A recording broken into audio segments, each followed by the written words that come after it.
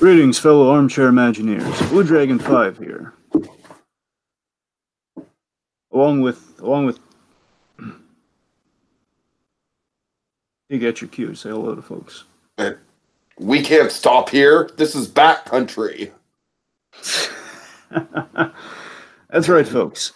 Tiki and I are here, and we're here on a very momentous occasion because one, we're talking about Scott's another volume of Scott Snyder's illustrious run on Batman, which I've introduced Tiki to recently, but we've done it targeted around two events. One, Gotham is ending this year. It's ending roughly the coming month will bring about the end of Gotham, the end of 5 seasons, and of course the last 2 seasons. They keep going on weird mini hiatuses, Dragon.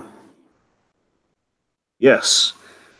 And with that said, the seasons, of course, Gotham in itself borrows a lot from year 1, as well as it's borrowing lightly from 0 year. But these last 2 seasons, season 4 and season 5 specifically, have borrowed a lot from 0 year. Many events in season 5 are really heavily 0 year influenced. Of course, the other reason we're doing it today of all days is that wherever you are in time zone wise, it's going to bleed over into the 30th, which I believe is the actual kind of official date of Batman's birth, which brings about 80 years of Batman. Batman's 80th anniversary is this year, and I believe specifically March 30th.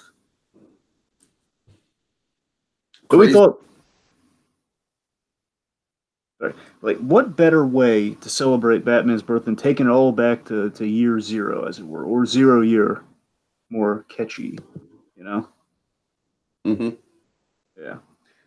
That was going to be a fun one, folks. As Snyder and Capula, every time they kind of approach their run, they want to get more ambitious with it. So this is like year 3 out of the 5-year run that they did before they kind of went back to do stuff like Batman Metal. But it's really, really impressive stuff, and this is like a really probably the longest run they've ever done. This one, this 0 year was a hefty one, a very ambitious one to kind of basically retell Batman year 1 in their own distinct way. So, Tiki, what did you think of this? Yeah, honestly, to me, it's probably my...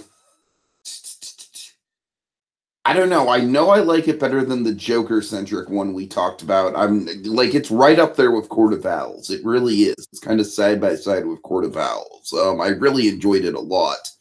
To me, it's got a very, very theatrical quality to it with the editing and how all the set pieces kind of come together, and we get kind of different motifs sort of bleeding into each other as the narrative drives forward. It's got a really propulsing narrative structure to it, Dragon. I really enjoyed that element of it. And, of course, it uses some of the iconic Batman, kind of the big pillars of Batman's origin story, the whole, I will take the symbol of the bat or whatever. And I'm sorry, you know the quote better than I do. I shall don the omen of a bat. Exactly. Thank you. And then they even work in "I'm the goddamn Batman" in a legitimately classy way, which I really appreciated. So, Dragon, it's just impossible to write any sort of bad Alfred storyline whatsoever. I'm just convinced of that. It's just Alfred in any sort of context is just going to bear gold. I mean, this is just proof of that. This is legitimately one of the most touching Alfred stories I've ever read. Snyder has a great soft spot for the supporting characters. You're never going to find one of the best Alfreds we have in comics right now is the Scott Snyder. The Scott Snyder Alfred, as well as the Scott Snyder Jim Gordon, and the Scott Snyder has a lot of care and attention applied to supporting characters. And I think it shows a lot in this story, especially with Alfred of all characters. And of course, with Gordon, I like that. We kind of touch on similar themes with Gordon that we got in year 1, but we don't just kind of repeat the same tropes. You know what I mean? We kind of play around with the same ideas. Yes. All right. So, so it's just to kind of lay the groundwork a smidge here. 0 year, of course, the third of Snyder and Capula stories. This is 2013. So, Court of Owls is 2011. You got Death of the Family in 2012, which had rave reviews. And then you come upon 0 year, which was at that time their most ambitious story. And the idea, Tiki, is Snyder kept saying, but this story's going to be really ambitious. and it's the most ambitious thing they've done. Then they top themselves each following year. So it's really kind of a funny runner with Snyder's work. And this one really is all about the world. This is the big world building story for Snyder's vision of Gotham and how Batman connects to it. You know, it's the best way I could sell this book is it's a summer blockbuster in comic form. You know, it's kind of a year one for the next generation, but it's definitely an original story before it's just a rehash of year one. And I guess in terms of backgrounds, to kind of illuminate a little bit of background before we just dive right into kind of, basically, folks, this story is broken down into 3 chapters, and we're just kind of sum up kind of the 3 chapters, kind of generally, kind of roundabout, kind of the highlights of the 3 chapters, which is Secret City, Dark City, followed by Savage City. So basically, what gets us Zero Year in the first place. So Zero Year was a response as DC Comics, of course. Snyder was brought on to the New 52. Of course, they were looking for kind of a fresh new team on Batman. Snyder did a really great story before the New 52 with about Jim Gordon's psychotic son called Black Mirror. Way before the Netflix show, folks. Anyway, so the point is that I brought them on the books, and of course they have like basically they have like New York Times best-selling comics for like for their the first 2 years of their run. Both stories are really acclaimed and getting a lot of praise.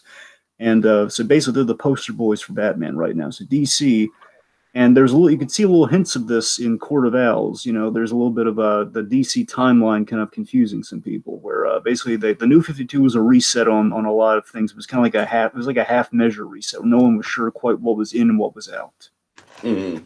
And the big problem was they did the stupid thing where for some reason they wanted to say that we wanted to show Batman in the early years, and it was going to be like Batman. Basically, it was like Batman, like 6 years. It's this weird thing. It's kind of hard to describe. Basically, they wanted to kind of show Batman from the beginning, but it was like he's only been Batman for maybe 6 years, yet he's a fully formed Batman. Like he's gone up against like Bane and everybody. And the question of like, wait a minute, how can you have like 4 Robins and only be Batman for 6 years? You see the problem there, right? You know what? That was one of my one of my few critiques of Court of Owls in general was kind of like, okay, there's a little bit too many side characters in this thing. You know, I feel like over time Snyder kind of like refined how many side characters to include and which ones to focus on, and that really became one of the big strengths, as you pointed out. Yeah, and you got to remember, a lot of that is like, again, there's a little bit of a mandate that Snyder's kind of combating there. Sure, of course. And Snyder had the fan perspective, and that's the big thing. That's the really interesting thing about the backstory of this thing. So Snyder has the fan perspective. He wants everyone builds their own continuity. Therefore, despite the fact the New 52, they were trying to have 2 Batman books. His book, they were trying to have Snyder's book, which is kind of like the main premiere book, which is kind of Batman now, and they're having another book that was kind of Batman in his early years, hence the whole 6-year gap, which made no sense when you really put it under a microscope. And Snyder was kind of fielding those questions, not knowing what to say, just saying, look, everyone builds their own continuity, guys. As far as I'm concerned, all the stuff you love happened. So again, that's a good answer. Anyway, so DC, they're trying to sort this out, and again, okay, well, we've been exploring the origins of all these other characters. Let's see, now we have to do it with Batman. Because we have to take a stance here. We can't just say Batman's, for some reason we have to redo it. So they take this to Snyder, who again, I want to put this in perspective for you. Scott Snyder, his favorite Batman story is Batman Year One. That's because he's a New York kid. Batman Year One is basically written. It's Frank Miller also as a New York kid writing that story. So again, it's kind of the 10-year-old Scott Snyder reading that book, who's been to those sections of Gotham essentially. So that book touched him, and that was his first Batman story for all intents and purposes.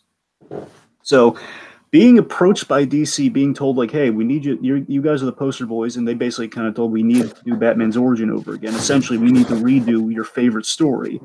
And you can imagine the anxiety that comes with that, especially if you're Scott Snyder. Right. There's a lot of anxiety with basically, hey, you have to take a definitive stance. Basically, everything you've been telling the fans, you got to say like, no, I'm actually redoing the origin. I'm going to say like, yeah, we're going full force in New 52. Basically, we're building our own continuity from scratch right now, so we're taking a stance on it. We can't just play loosey goosey anymore. So a lot of pressure. obviously. So Snyder kind of reached it this way. Kind of he's holding all the cards here because then obviously if he doesn't want to do it, then DC's they're gonna lose kind of their big cash cow essentially on this story. Their big kind of like faith from the fan basically. Hey, people love what this guy's doing. Let's toss it to him. So Snyder he draws a line in the sand. And he says, okay, look, if I'm gonna do this story, one thing I get Greg Capula on my side. Thankfully, he was, and I'm not going to do an inferior retelling. As much as I love Year One, I can't just tell all the story beats that I love from that story over again. I got to do something original that also maybe kind of has references to Year One, but I have to keep it light. It has to be its own story before it's in the spirit of Year One, but it's not just a retelling. It's not like a watered down like New 52, like kind of a greatest hits compilation of it. And the story that Snyder hit upon, is the general theme of the whole story is it's Snyder. Basically, what Snyder wanted to bring to Batman. Again, he was kind of hinting a little bit of this in Court of Owls, so he really wanted to explore if you're going to go back and kind of tell the story of Batman in a modern context. Is okay, how is Batman relevant today? What does Batman mean today in a post 9/11 world versus 1939? So that's the real question.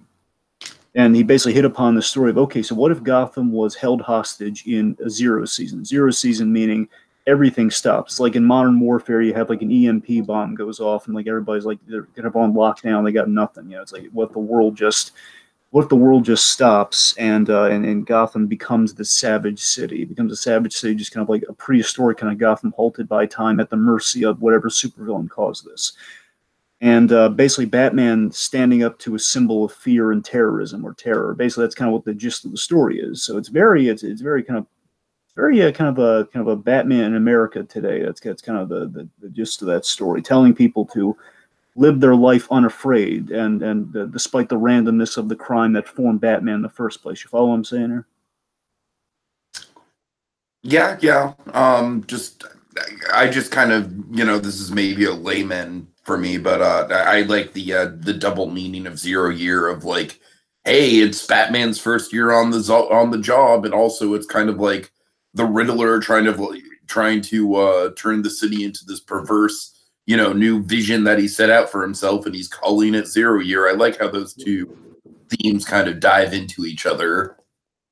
Absolutely, and of course, I guess again, I don't know if it was just a happy accident or what. It's they kind of found that they needed this many issues to tell the story. But oddly enough, the story is kind of 11 to 12 issues, which of course means it's a monthly book. That basically the story runs for a year. It started in like I guess July of 2013, ends in 2014. So it's kind of a year-long story for 0 years. So kind of funny that way. Worked out. Yeah. And also, one last thing, they had a big name change since you brought it up, Tiki. We actually talked about this a little bit on Gotham for the first episode, which they called 0 year or year. Wait, yeah, I think they called Gotham. They called Year Zero. Right, and that's okay. Yes, okay. So they call it Year Zero, and that's the funny story here. So again, when they were doing 0 year in the comic, originally they were going to call it Year Zero, and the one basically Snyder, in agreeing to tell sources, look, guys, I'm going to give you a script, and you have to approve this script. Again, you guys cannot change a thing about this story. All right, we got to. If I'm going to do this, which is insane for me, the ultimate Year One fan, man, I cannot. You got to approve whatever crazy story or the crazy ambitious story Greg and I are going to tell. And they signed off on it. They only had one note: change the title from Year Zero to 0 years, because it was catchier and sounded a lot different than just Batman Year One. So they. So again, it's kind of getting the ultimate support and kind of the pat on the back from DC. So it's really nice. Year Zero almost implies like it's a prequel to Year One. Exactly, which obviously would have caused a lot of problems, and probably DC, hopefully being smart, they're realizing, yeah, this would have just been completely counterintuitive to what we're going for here. We don't want to just replace Year One. We just want to kind of spell out how the New 52 works with Batman here, with kind of the guys everybody seems to like right now. And that's all she wrote. So all that said, I guess unless you got anything else, we should jump. No, go ahead. All right, so we're gonna start with Secret City. All right, so with some classic, Bruce Wayne, early Bruce Wayne vigilante stuff. We're gonna set the stage. The stone. It very much feels Batman Begins-esque, where we have this. Very much a realistic kind of like real world take on the early days of Batman, where it's like essentially this could all happen. It's like it's very much kind of like the Mark Millar kind of kick-ass sort of take on superhero-dom in a way. It is two things. One, Tiki, you think you could set the stage with the visual for Secret City? Oh yeah, yeah. Okay. All right. Secondly, yes, I mean another reason we're kind of doing this for again for the 80th anniversary is that just again it just kind of happened this way, folks. 0 years coincidence, especially on a reread. Because bear in mind, I've read this story and I know it like basically I know most of Snyder's stories like the back of my hand, like probably Death of the Family because it's only 5 issues, a lot more so than this. But it's basically it was kind of fun re-exploring this one because again this might be the longest one that basically this and Super Heavy are the longest stories that he and Capula have done. And it's kind of fun to reread through them and kind of find things you didn't notice before. It's been a while since I've kind of done a deep dive and just kind of read it from start to finish again. So the really neat thing that kind of correlates to kind of celebrating 8 years of Batman is there are a lot of again, it's not just like a rehash. Again, emphasis on not a rehash of year one, but it's also again it pulls a lot of great sources of Batman over the 80 years, especially from the early years. Again, they imply it pulls a lot of great iconic things from Batman's history and kind of reinvents them in really clever ways and applies a kind of that Snyderian logic to it all. So it's really fun. It's like a lot of it's like retroactively.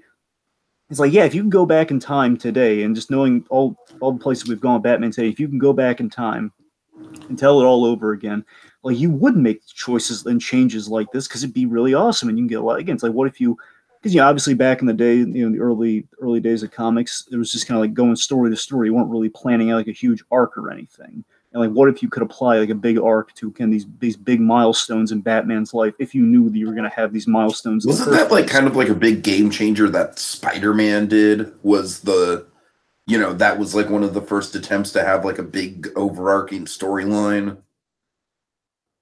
It's yeah, yes and no. For the most, like yes, but it's also like the Stan Lee principle. Of, like every comic's someone's first comic, therefore you have to have like a bit of a recap or a bit of like kind of like a little kind of acknowledging the previous story in the comic there. So in that regard, yes, it is archy. That's why I'm basically I think you're right. Oh, Spider-Man was the regular book people just kind of love to pick up and read, but even if you just picked up for the first time, you'll just kind of experience it, and not feel like you lost too much.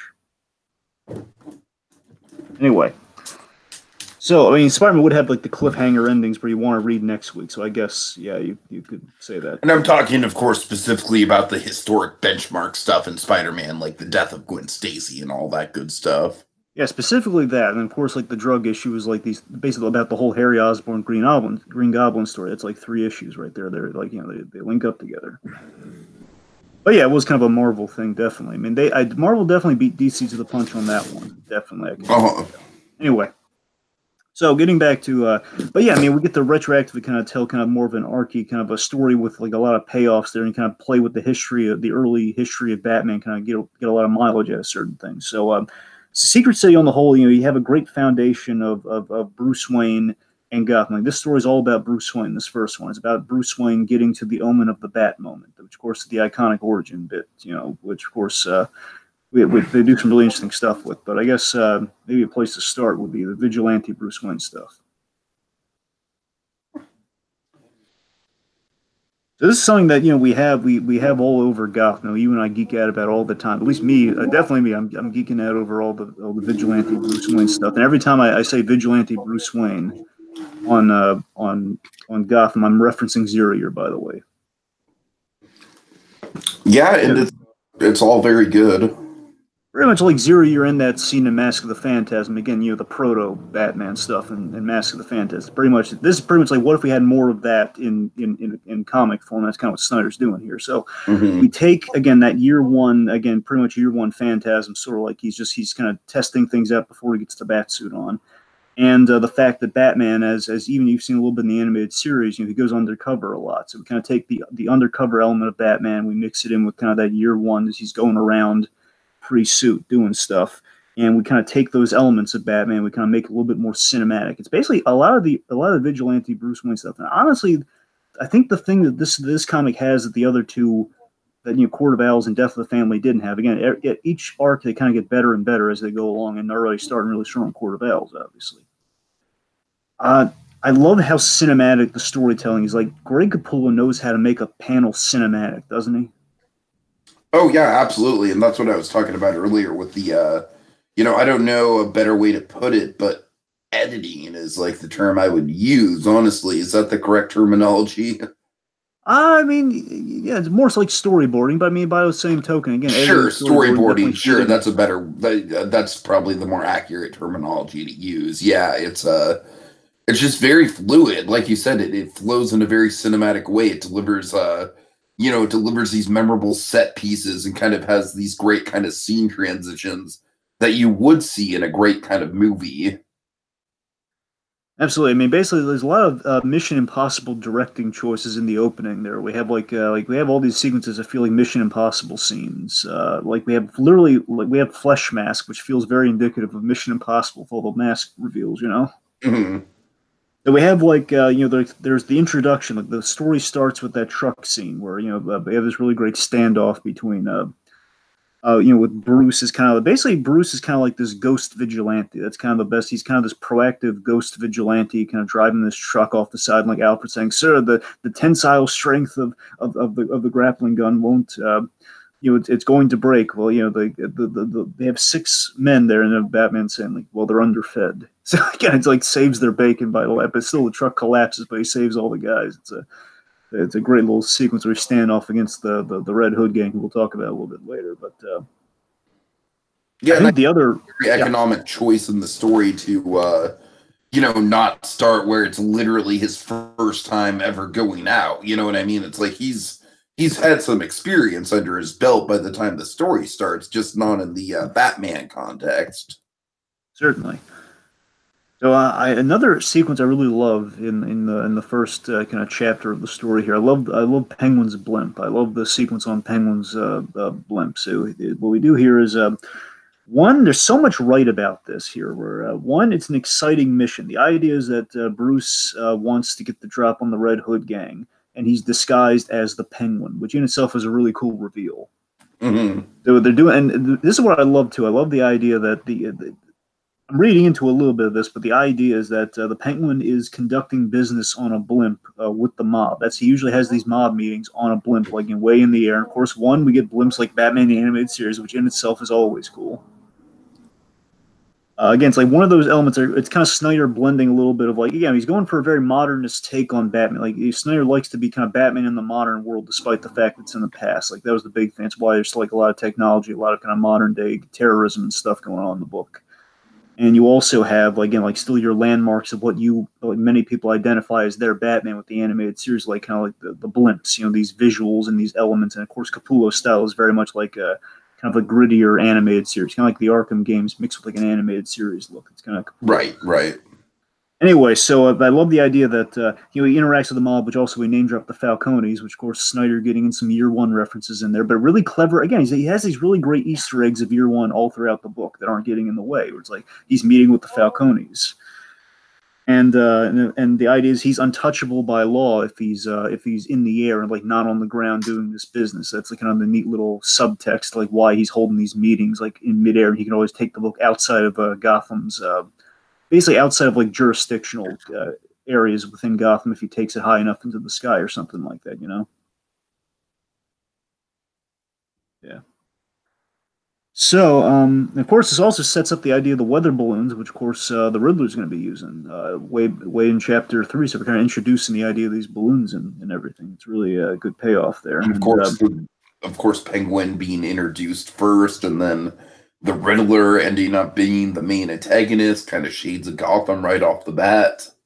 Yeah, and we have we set up this rivalry that Bruce as this ghost vigilante, and I love this. All that Bruce has a whole different relationship with the Red Hood gang, where Bruce has a rivalry with the leader of the Red Hood gang, which is Red Hood One, and basically Bruce in going up against these guys, he kind of learned the ultimate lesson that he learns in chapter 1 is the unknown soldier never wins a war. That's essentially what he learns. Where you can't just be a ghost and expect to make an impact or a change. All right, like the one man, even if he's unknown, like you need basically learning that you need to apply a symbol to this. You can't just be a faceless guy taking care of everybody's problems because again, that doesn't change the world.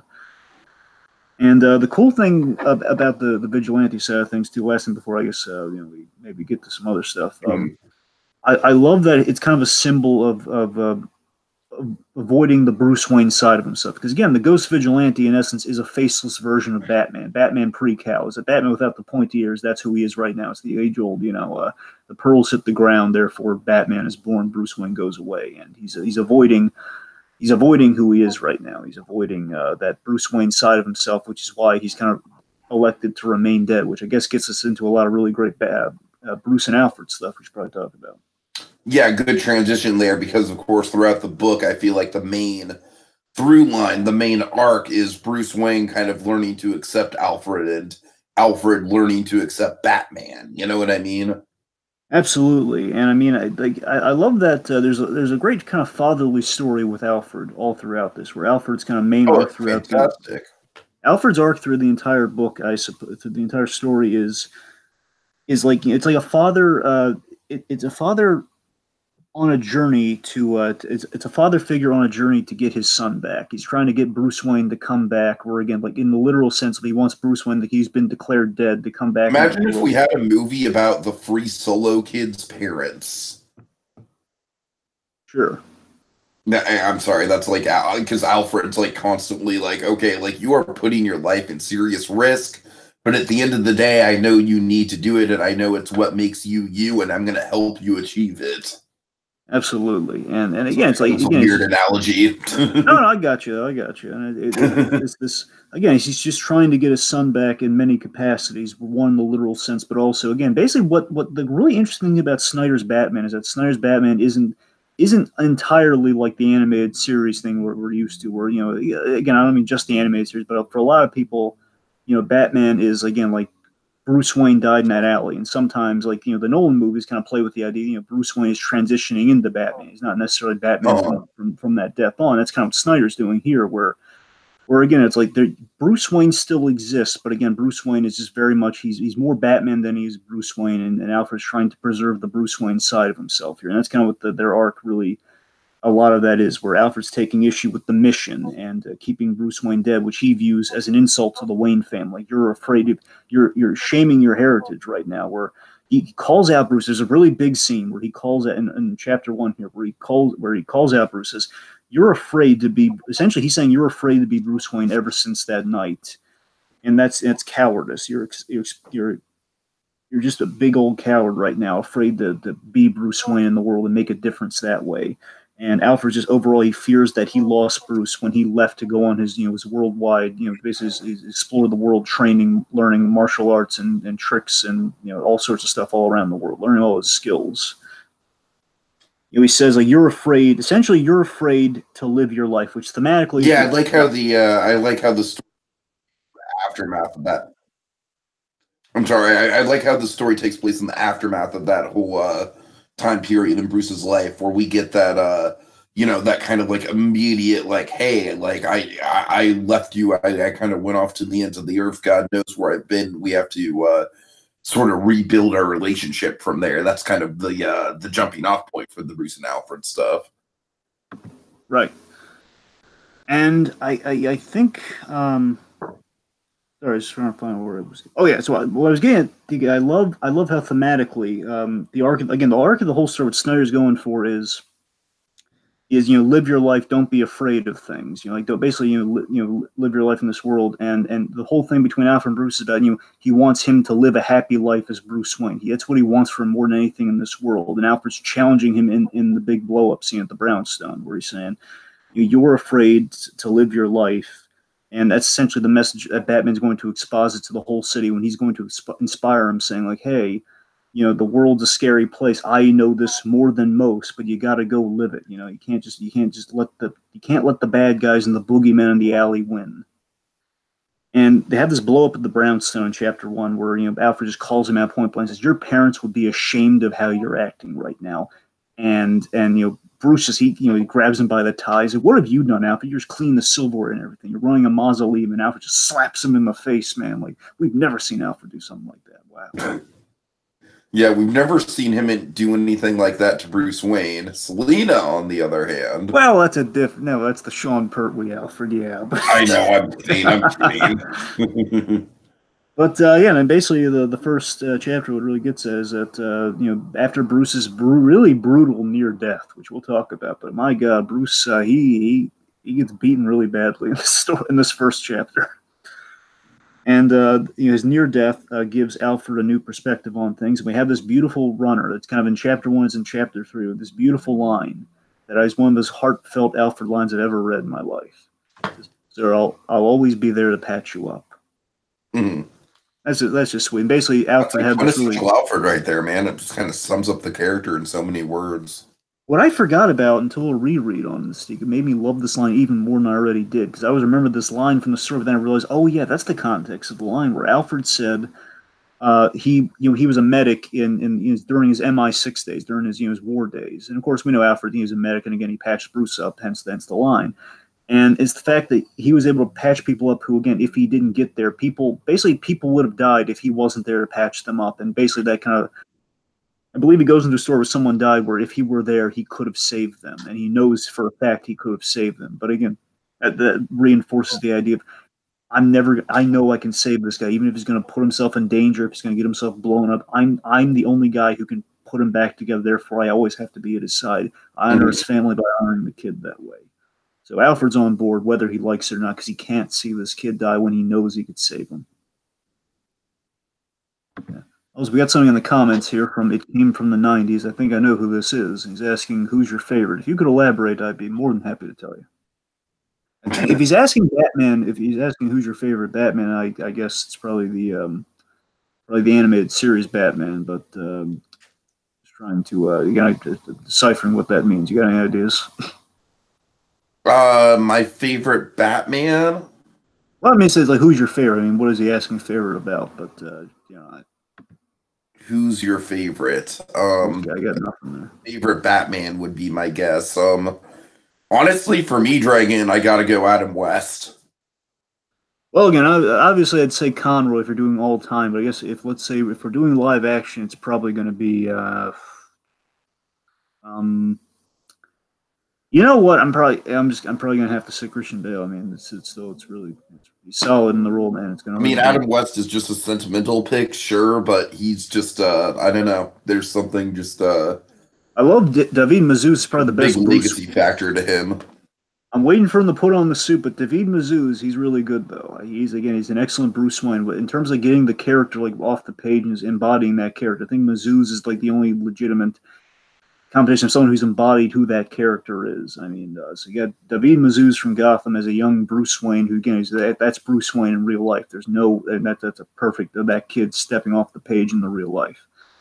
But Christian Bale, in terms of kind of like he's got both sides of the role there, but also he's got a really good take on Bruce Wayne. So they're both again, it gets into a lot of stuff there. But let's not focus on like who's all the different Batman. Let's get back on the story here. Okay. So, let's talk about what the thing that brings Bruce to the brink. The thing that changes Alfred's mind, of course, is the run-in that Bruce has. So let's talk about the Red Hood gang. Yeah, this they're used very efficiently in the storyline. Kind of just I like how they're sort of symbolic of the kind of the faceless evil that lurks in Gotham. Kind of a very thematically appropriate group of bad guys for Bruce to take on in his in his early days for sure. I thought Snyder had a genius revamp of the Red Hood idea, and this is again one of those retroactive changes that if you can go back in time, this would be a much better way to do the Red Hood. And nothing against the old way we did the Red Hood. Basically, we honor that, but we do it even better here. Where basically, one design-wise, and the philosophy of the Red Hood gang is great. Where they're founded on the idea of like they're being anonymous. Like no one knows who the other Red Hood is. They're all just numbers, and it's numbers of guys wearing red mask, and the leader wears the classic Red Hood outfit. Like the tuxedo and the helmet. And they're all about random acts of crime and terrorism. That's their whole thing. And the general idea, like why Red Hood, is the idea. It's like they're taking the Little Red Riding Hood story, and they're basically turning it on its ear. Where it's like Little Red Riding Hood in the wilds of Gotham. What if Little Red Riding Hood had numbers? Like had strength and numbers to gang up on the wolf. You get it?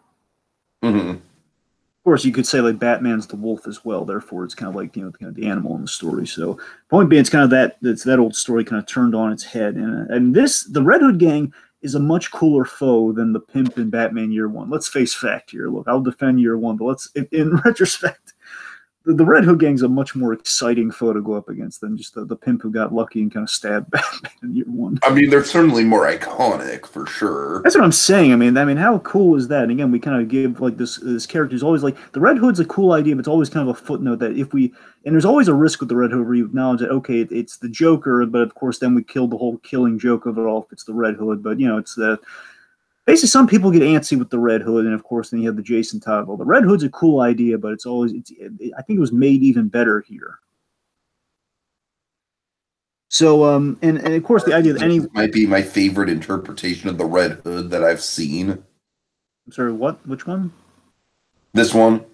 Oh yeah, oh yeah, episode. And of course, we had. I remember when we were talking the first season of Gotham, they had that Red Hood episode. This is what I was referring to. Like if they could do something like this is the Red Hood. That was Hood. a legitimately good episode. It was, and it was kind of again a little bit of the idea from here. It's just they're not all wearing the red hoods, but it's still just kind of like again basically doing more different stuff with the Red Hood like that. That's what I'm looking for. Like this, and it's the idea that anybody again basically what kind of Gotham's talking about that this story really gets to the heart of here is like anyone could be the Red Hood, or in this case be blackmailed by the Red Hood. And of course we know this from the Killing Joke story, where again the idea is that Joker or the man who would become the Joker in that story was a guy who was a desperate man who put on the mask that has another criminal. Like basically many people within this gang who've done these robberies have come up against Batman wearing the Red Hood mask. So we kind of take that core concept and we blow it up into what if it was like a gang with this horrifying philosophy. All sorts of neat stuff there. And of course, if you're reading this for the first time, then like let me ask you this, Tiki, did you have the thing where you wondering is this the Joker or not when you're reading the book? Yeah, a little bit. A really neat idea, and again, just kind of playing with the mystery there. And Snyder definitely has a twist with it a little later on. But so again, they're all basically the Red Hoods are all united under the idea that Gotham is hopeless. Which, of course, the idea of like Batman will bring hope to Gotham, and these guys are all about like Gotham's hopeless. Which, of course, that is a good kind of philosophy if you want to look into the 0 year of it all. That's especially as it pertains to Gotham itself. The show, the precisely. Is Gotham beyond saving? Is Gotham worth trying to save? Exactly.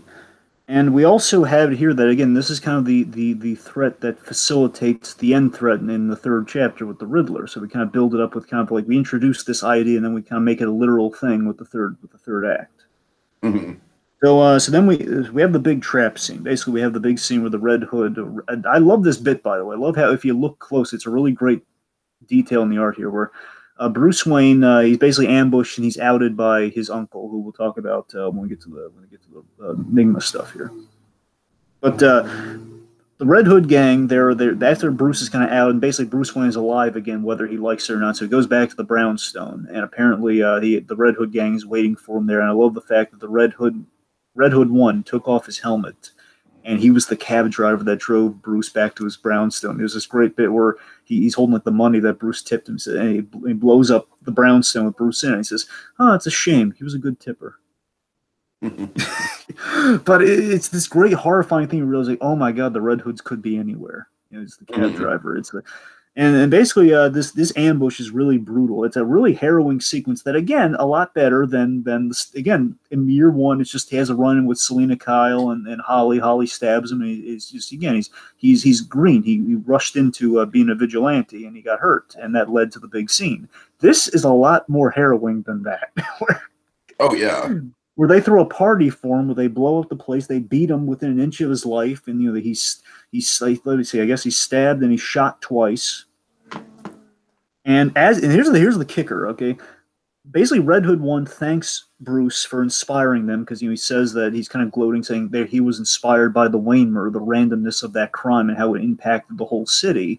And he thanks Bruce by shooting him twice through the Wayne portrait, through the heads of his parents in a painting. Shoots him twice, hoping to inspire. There's a villain who appreciates his symbolism, Dragon. Yes, and he's hoping to do it to inspire the next generation of criminal in Gotham, which in a way, given what happens with the Red Hood and the Batman of it all, it kind of does inspire the next generation. Mm-hmm. Kind of does. So then we get to the big birth of Batman sequence. Again, that kind of leads to kind of the big year 1 of it all, the big landmark, basically the big landmark scene in many Batman stories. So So one, I think this is the most cinematic sequence in the whole book. This is one of the great there's a great editing. Basically, there's one spectacular sequence of editing in each story, in each at least in each chapter. And here we have the origin scene. Of course, you got to imagine if you're Snyder doing this, there's gonna be a lot of fear and like, okay, literally, this is the big scene that you do not want to screw up or just like kind of like tell. This is literally the great power, great responsibility scene. Yes, I mean this, and of course the Wayne murder. Those are the two bits for Batman. So you do Mhm. not want to screw something. Again, this one specifically Oh, is he year sticks one. to he sticks the Wayne murder to landing so heavily. I love it.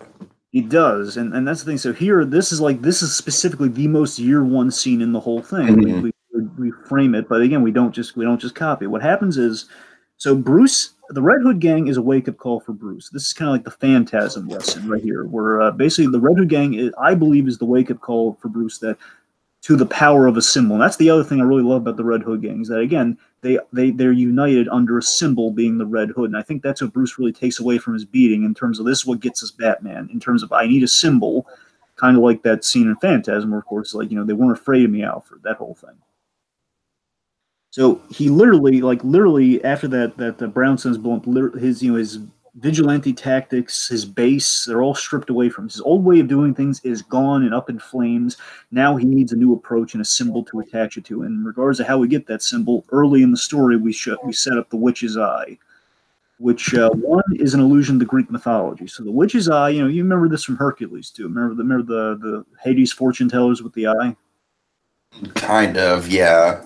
Yeah, they're all like plucking this eye out of their heads, and they can see into Yeah, the yeah, future. yeah, yeah. That's the idea. So the idea is that's what the witch's eye is. So basically, it's a fortune telling thing in Greek mythology about fate and future and all that stuff. Therefore, Thomas Wayne used Wayne Enterprise to develop this 360-degree map projector. Like takes a picture of a cave, and it could project it like holographically. And so Bruce, this is what gave us Bruce falling down the cave. He took this thing his father gave him, he tried to test it out, and he fell down the cave while he tried to take a picture of it. And basically, what we do here is we have this wonderful origin structure. Snyder's solution to like why I can't just tell the same thing people have seen before. He edits the thing beautifully. Where well, I guess he and Capullo edited meld all the iconic origins together in one. That's what he does here. Kind of pulls before Zack Snyder did it, Scott Snyder did it as well, and they're both did it wonderfully. But again, this is how you. I love this. My favorite scene in Batman v Superman was done in year one. Technically, it's cool. So we have basically the origin structure. We cut from as Bruce is being beaten, we cut to him running home injured, which is from year one. Then we cut between that. Like, again, all these three events are happening simultaneously. Is what I'm saying. Bruce is being beaten by the Red Hood gang mercilessly. He's running. He's going back to Wayne Manor beaten, which of course is like year one, the whole Bell scene in year one, and of course the fall down the cave, seeing the bats, and being rescued by his father. All of these events are happening simultaneously. Very powerful, very cinematic, very Frank Miller-esque in a good way. Very Frank, like Dark Knight Returns Frank Miller. Of course, year one Frank Miller, so it's all.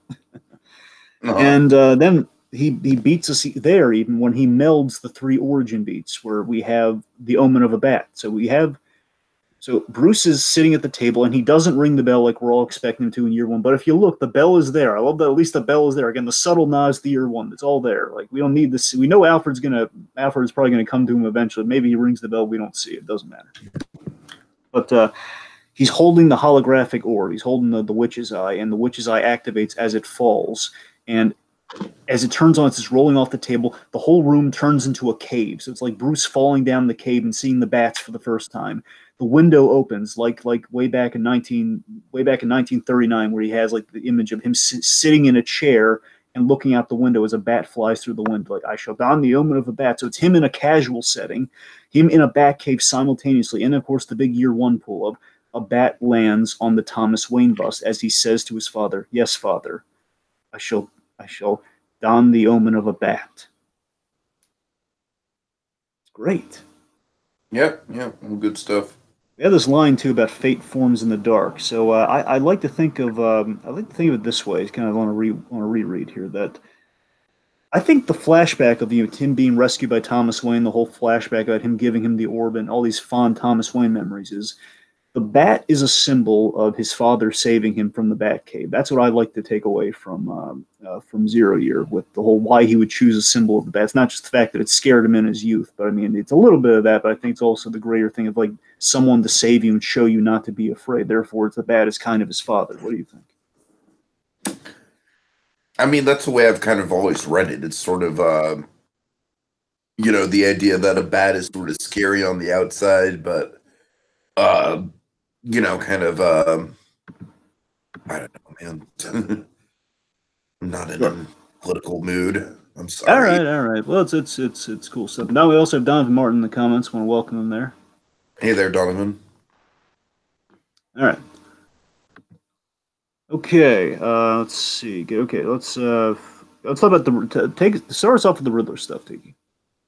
So we meet Edward Nygma in Chapter 1.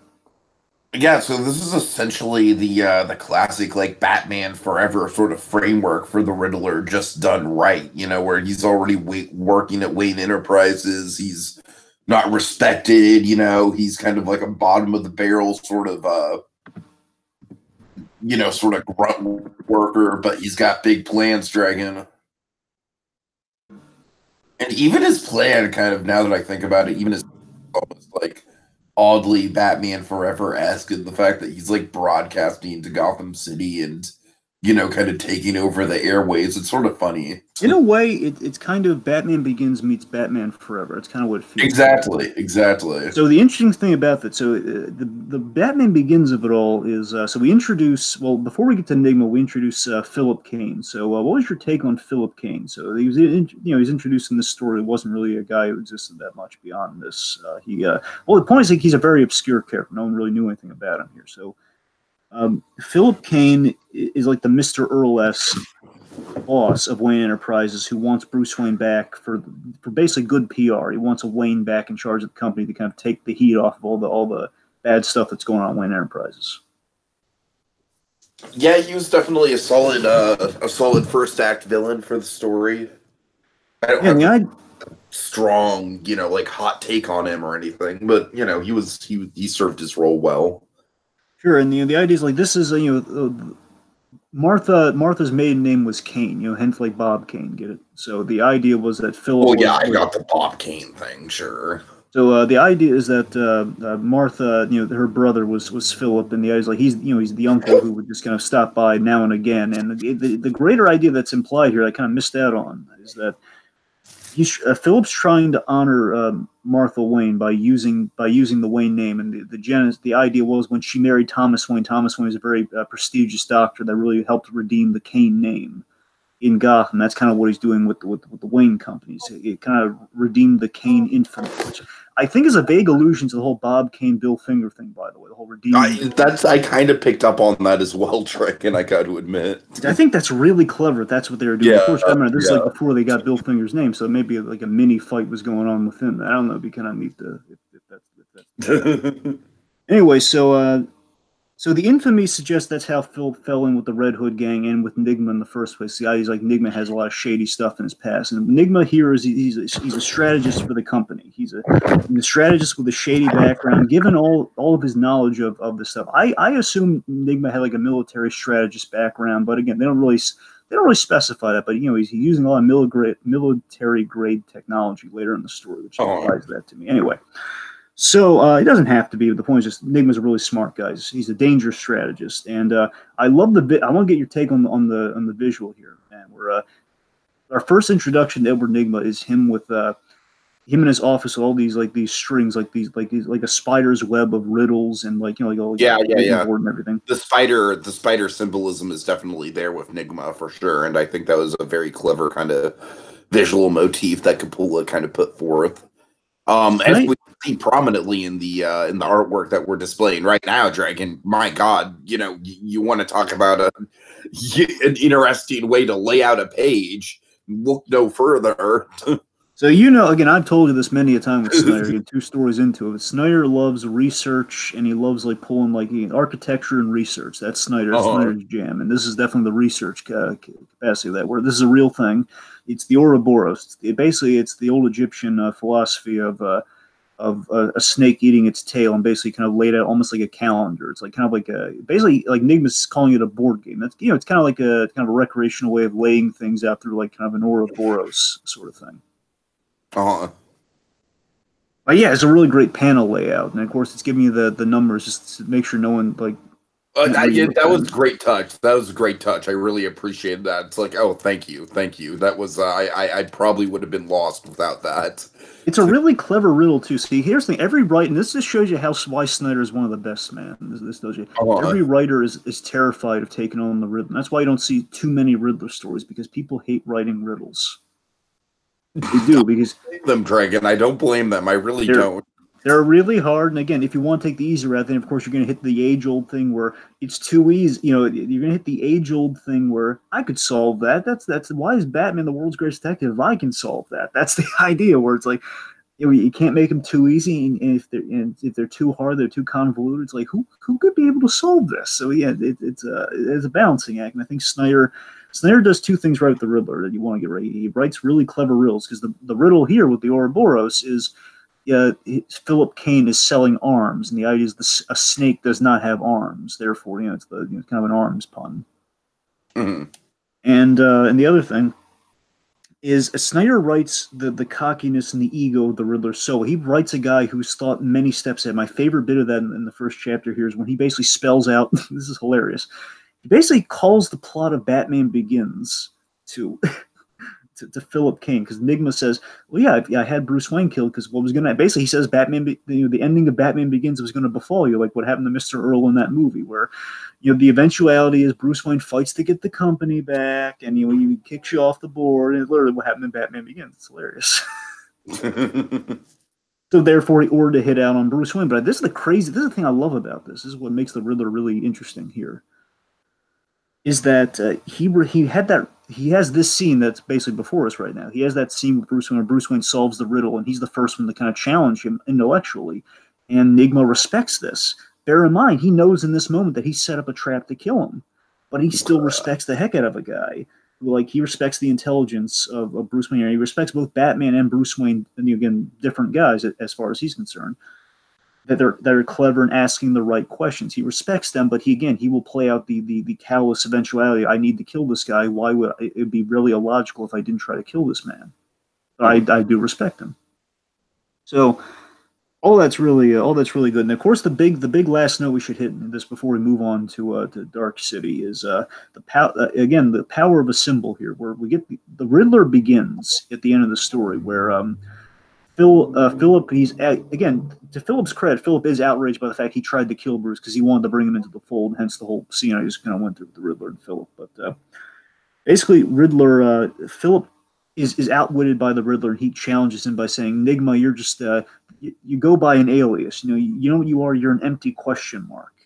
No one will ever know your name." So basically, Philip Kane challenges him in that moment to be more than an alias, more than a shadow. Essentially, this challenges the Riddler to make the empty question mark thing into a symbol. Make a question mark into your symbol, which of course parallels Bruce Wayne's journey from going from Bruce to Batman, taking on a symbol. So they have a really great paralleling arc in that regard throughout the whole story.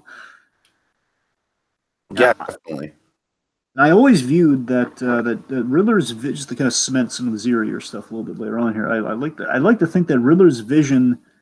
The vision of the Riddler begins at the end here. Where as far as the Riddler is concerned, Gotham is complacent and settling for mediocrity. They could be smarter. Why aren't they smarter?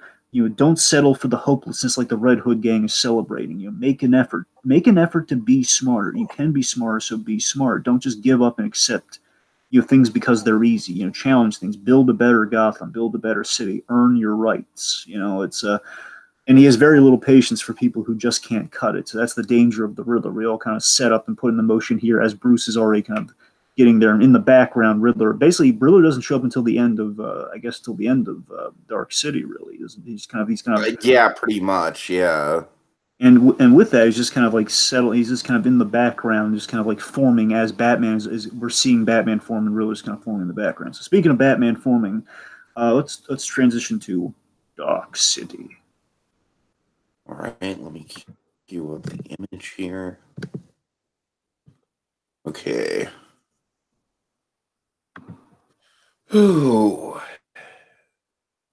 All right, so let's see. So basically, Dark City starts us off really great, and of course, look at these beautiful images before us, folks. This is Greg Capullo at his finest here, and by the way, T, could you just for the can you go back to the root for a moment? Yeah, one sec. Sure. So Dark City starts off with this really great bit here, and a lot of what Dark City does is we get to see the early years of Batman kind of retold in kind of the Snyder and Capullo kind of story here, where I love this. Basically, this That is one of the big selling points of this book for me, is kind of like those iconic panels and frames, the ones that are sort of drilled into our heads, and people who have never read a comic book know what these are, replicated and put into the context of a really good, well told story. It's great on that regard, Dragon. Like we've kind of clearly illuminated so far in the podcast. This is a very it's a very interesting kind of like deconstruction who's who of iconic Batman moments, sort of told in a really ambitious framework. Yeah, and again, this I love. This is like the cover of Detective 27. It's never looked Of so course. good, man. It's just great. And also, I love Capullo's design of Batman, by the way, because he gave him the purple gloves, made him look like the Bob Kane Batman. But again, he kind of made it kind of a practical modern suit if you really look at it. So it's not like a prototype suit, but ultimately it's different, but it's also it's basically, I gotta be honest. In the new 52, when they were redesigning the Batsuit, Greg Capullo didn't design the initial Batsuit because Jim Lee made all the designs and everybody was kind of stuck with it. They got rid of the black shorts and they got rid of the underwear on the outside and everything. Uh, And again, I got to tell you, out of all the looks, if they started Batman looking like this, I think it would have been perfect. It's a really great look. Just giving him going harkening back to the old school, but also kind of modernizing it. That's a really great idea. Let's say Capullo gave him the blue highlights like sure. the animated series, which looks really great too. I love that. Yeah. Right. Okay, let's get back to the. Okay, we'll get back to the Dark City image at your own time. But anyway, so let's start off with the big Ace Chemical. Basically, the big showdown at Ace Chemical. This is kind of the culmination of all the Red Hood stuff. It's a big payoff of it all, and it's kind of how they start off the Dark City. But what makes the city go dark? Yeah, and it's interesting that once again, the framework is that we're starting this chapter, again, kind of like leading off of when you think about it, the first book, Dark City, also started with sort of like or I'm sorry, what was the first city, Dragon? I'm sorry. Secret City. Secret City, yeah, right. Secret City kind of starts with that Mission Impossible, like James Bond style opening sequence, and we're in the midst of another storyline that's almost kind of wrapping up, and we do the same thing here. You know what I mean? The Ace Chemical showdown is sort of like, all right, we're kind of putting the ties on one story, and we're diving headfirst into the other story. Using the big set piece as kind of a coming off point. Yeah. So I love that. So again, as I mentioned, so what they're doing here, and again, I don't want to sound like a broken record, but to be specific about the Ace Chemical of it all, again, we're continuing that ingenious blend of early Batman stories in the look, where again, we have the gloves, the Tech 27, but what we're doing story wise is we're doing Batman's first case, the very first story of Batman, which is the case of the Chemical Syndicate, which we're doing via the Red Hood gang, where again it ends up at Ace Chemical plant, and we're kind of doing the story beats. It's kind of Batman in that Bob Kane era, just kind of like showing up at the chemical plant, and a guy ends up going over. In this case, not dead, but again, the guy ends up going over, and we kind of mix the two obvious points there. Okay, well, what if the guy who went over was the Red Hood, therefore was the Joker? What if that was the first case? That's a really genius kind of retelling move right there. Mm-hmm. So we see that Bruce Wayne. It's basically the Ace Chemical showdown starts off with Bruce Wayne as himself. He's giving the big, basically spelling out what Snyder's. I don't mean that in a bad way. So Bruce Wayne just kind of giving the big speech to Gotham, that how Snyder views Gotham, and we illuminate where Snyder's really going. That we kind of put into play with Court of Owls, and we kind of spend a little bit more time on it here, where Bruce Wayne says Gotham is transformative, essentially, which, of course, as we see in the story, is made literal with the Red Hood. and it's going to be literal in many other capacities. But Gotham is a transformative place, and it gives the big "live your life" message of like don't live in fear. That's what I love about the city. My father would always ask me, "What do you love about Gotham, Bruce?" And it's the fact that you can be anything in Gotham. It's transformative. Again, kind of like the if New York City, if you can make it here, you can make it anywhere. We kind of hit that over and over again with in our discussions of Gotham, but it's very prevalent here as well. Absolutely, that's why Snyder has my favorite take on the city that way. Sure, Like, sure. the city is an entity within itself that again, like it throws your worst nightmares at you. If you can tough it out, then you know that basically Snyder answered the age-old question: why would people stay in Gotham if it was so terrible to live in? Like, why wouldn't everybody just migrate to Metropolis? And now you know. So he calls out basically what he's doing here. Bruce is calling out the Red Hood in the act of their heist, of their crime, and they go on to attack him. And Bruce really clever. This is like a move from Arrow season 1 here, where basically Bruce has a plan here. He wants to differentiate himself from Batman. It's like Bruce Wayne was taken hostage and saved as Batman by Batman. So it's like everybody saw this. We kind of switched out some night vision goggles from Wayne Enterprises. So it's the neat little kind of switcheroo he pulled on him there. But then we have the big showdown with the Red Hood. And of course, it's a very iconic bit from the Batman books. And of course, there's always the question, like, Red Hood being the Joker. And of course, classically, Red Hood is the Joker. And what Snyder did here was really, we had this really intense one with the factories blowing up. The chemicals are going haywire. We have a lot of moments here where we introduced Jim Gordon in the Ace Chemical showdown ball in a really great bit. Where Jim Gordon, he basically runs in the Batman. He tells him he's gonna shoot him if he moves. Like, okay, look, don't move. I got to arrest you now, so do not make me shoot you. And of course, Batman saves Gordon's bacon from like this falling beam because he tells him to move, and he shoots him with a beanbag to move him back. And he says, "Why?" He says, "Because." And Gordon lets him go because he saved his life. And it's like, basically what Snyder's doing there. He's doing the moment from year 1, but he's economized it. Where it's like Batman saves a woman's life before the SWAT team goes to get him. That leaves Gordon in his bed at night wondering, Batman saved that woman and he saved those dirty cops. But I'm tasked to go after him. What kind of city am I living in? So we're kind of economizing that to one little meet cute moment. Yeah. So we had the showdown with the Red Hood again. It's on like the catwalk Ace Chemical, and obviously you see where this correlated to Gotham. You saw that, of course. Here. So we have this great moment where the Red Hood recognizes, "Is that you, my little vigilante in that cowl?" Or he realizes that it's the vigilante is Batman, and basically we have a shot. Basically, it's right here in the image we had before us, before the catwalk stuff started, where like right below, you don't see it here, but just trust me, in the actual panel of the book, there's a panel where you see the eyes of the Red Hood, and you kind of see them reflected in the helmet. They're a very Joker-looking reflection in the helmet right now. He looks at him and with green eyes, and basically that's the moment where Joker falls in love with Batman. Oh, I like it. I like it. He does, and it has like a moment there where he says, "Look at you," and that's the moment right there.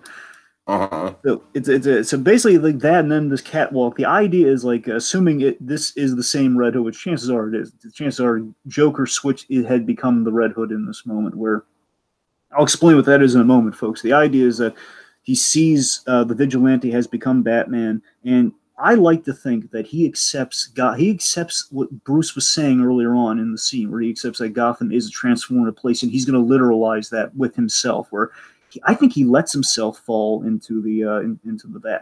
He lets himself fall into the vat of chemicals because he accepts that Gotham is transformative, and what he's seeing, that he saw the vigilante transform into Batman, therefore he's going to transform into something else himself. So because his last line is, "This is just the beginning."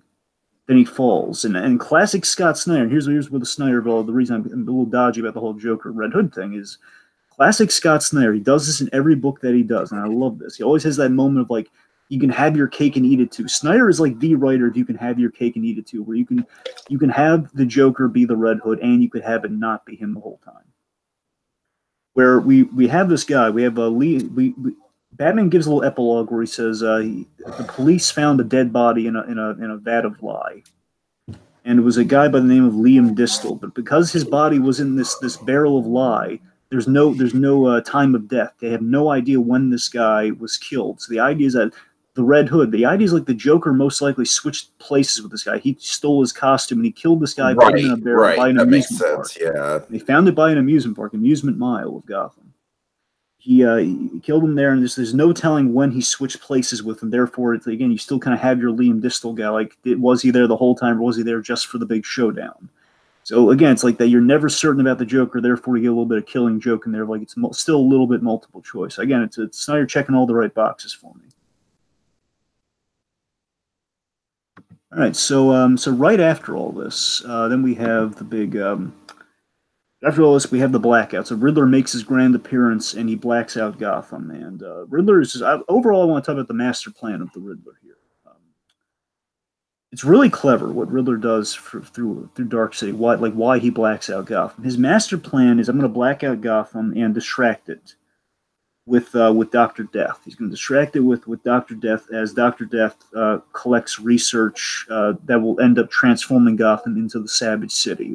He's going to get the guy to distract the Batman, the police during all this chaos in a blackout. He's going to use the Powers technology because he had that. He tells Kane like I'm going to Powers, which is a Batman Beyond reference, by the way, which is in Court of Owls too. I think Snyder's been setting up the Powers family in Batman Beyond for a while now. The whole the company that will create Blight from Batman Beyond, all that stuff. Anyway, what I'm getting at is like you see all the chess pieces kind of moving here behind the scenes, and that's kind of the great riddle of the whole chapter. He has this great riddle of okay, he's bait and switching. He blacks out the city, so when they turn on the power, that triggers the beginning of that triggers the 0 years. That's really clever. Mm-hmm. It's a really ingenious plan. But the blackout also gives us a little bit of Dark Knight Returns because we have the big EMP scene in. It's absolutely got some Dark Knight Returns in there for sure. One of my favorite bits just in the blackout of it all is there's this little. Again, we're kind of foreshadowing the symbol within the story here. Again, we foreshadow a big moment with the bat signal by the end of the story, and we have this bit where a woman, like a mother and child, like a mother is being grabbed by the hair and she's about to be basically eluded. And Batman shows up in the back and he tells the little girl like the shh, and he basically goes there and he saves the girl's mom, and she draws a bat symbol on a flashlight and she shines it on the wall and kind of around the place. And the idea people are calling to Batman using these flashlights. It's really cool. Mm-hmm. Really cool stuff in the blackout scene. Just how you get some classic Batman stuff going on there. Again, just another example of Scott Snyder just kind of taking some classic Batman iconography and retelling it in a very economic, shorthand kind of way. And speaking of iconography, so again, kind of another homage to Year One, the GCPD of it all. Basically, all the GCPD hot pursuit of Batman. So this is the most of all the Year One pulls within this section here. I mean, it is, yes, but by the same token, it's not just. It doesn't necessarily feel like it's just kind of repeating the same beats. I mean, like I said, it's got a similar story to it for sure, but I feel like, especially with the coat thing, which we'll get into, I've definitely got stuff to say about that. Oh yeah. Okay. I mean, the really specific Year One pull that I love with the GCPD is Loeb. They have. You have Commissioner Loeb, and in Commissioner Loeb, his office is exactly like it is in Year One. He's eating little candies just like he did in Year One, and it's all the little Easter eggs. And there's actually this really great payoff within the hot pursuit of Batman, where he says, "Hey Batman, I left some candy for you in your boat," or like I guess it was either in the car or the boat. The point is that he left some candy for him, and the candy being these grenades. He calls his candy grenades. It's like basically lemon heads. I think they're like lemon heads specifically calls them. Calls them grenades, and basically blows up the vehicle. It's like, oh god. And, speaking of which, what do you think of the new Batmobile? I mean, the first basically this Batmobile we get here. Yeah, it's definitely a proto Batmobile for sure, but I think it gets the job done. It very much reflects the the early days of Batman quite well. I liked it. Yeah, again, it's kind of a roadster. It's kind of like in the very first the first two Batmobiles were like the first one was that red car, and I like that this one's kind of purple to reflect that, and it's also again, it doesn't have a bat head on the front, but it's still very much indicative of that early Batman. But again, at the same time, I love Snyder made this compromise where okay. we still got to modernize it. Therefore, it kind of can drive up the walls and kind of hover a little bit. It's a really neat. It's really cool looking. Mm-hmm. All right, so then we have like the brutal. We have the brutal manhunt where basically Batman's cornered. He was lulled into a trap by the Riddler. The Riddler kind of tipped off the GCP where Batman was. He gets shot the heck, and he escapes by the skin of his teeth. And one of my favorite images in all the book, and I told Greg Capula this to his face, my favorite moment from the book when it came out was Gordon showing up in a fisherman's boat, like saving Batman. Like, off the, I don't know why it just feels so appropriately Gordon. It's trust the Gordon fisherman dragon. Yeah, you beat me by Gordon's fisherman. Now there's again. Oh yes, but it's oh god, it's great. It's great. So before we get to the big code of it all, I mean, let's talk about Dr. Death a little bit. Yeah. Okay. So Dr. Death, Dragon. My one comic book memory I have of this guy is the first run of Sandman way back in the day. Neil Gaiman kind of did a little bit of a deconstruction on him in one of the early Sandman stories, and so he's very much a classic like science gone awry type of character. He sort of reminds me of like almost like a darker version of the Lizard in a way. He is. There's a lot of Lizard in this. I'll give you that. Mm-hmm. Again, it's kind of funny. Snyder and Capula work in kind of the Marvel context because they always have that. They have the Marvel method in terms of how they work with Capula. Basically, Snyder gives Capula the outline, and Capula kind of gets very cinematic with the layout of the shots. That's kind of how that works. Kind of like the old Ditko and basically the old like Lee and Kirby style,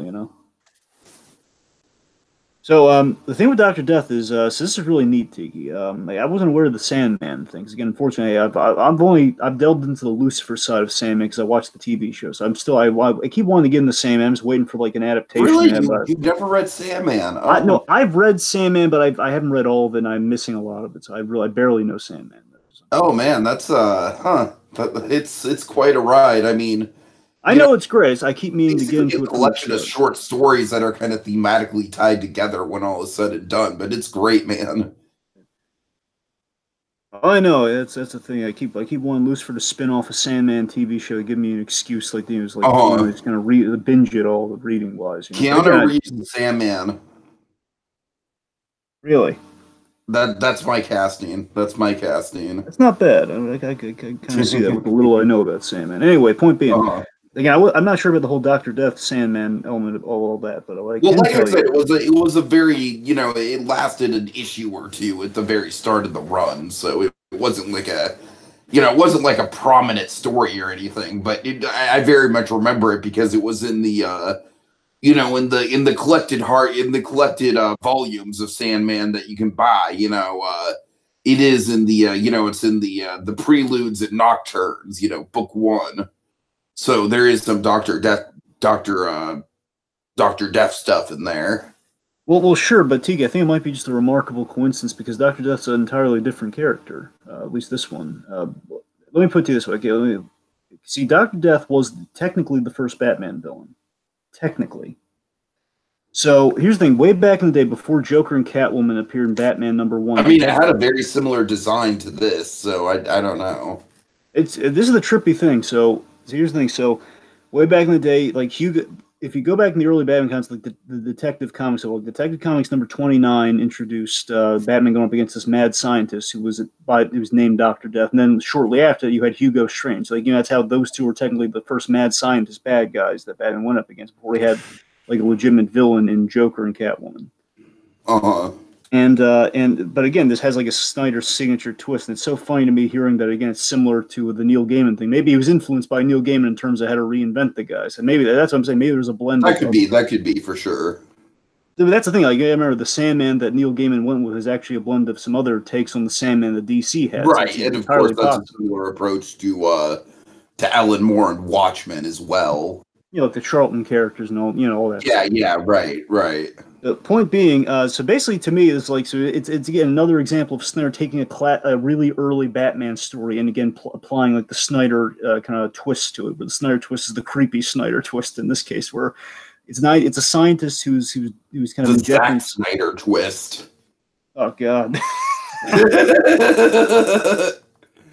Dragon, Yeah, I I say, didn't even look into this, but apparently Zack Snyder went on some sort of like angry tirade defending the decision to have Batman kill people.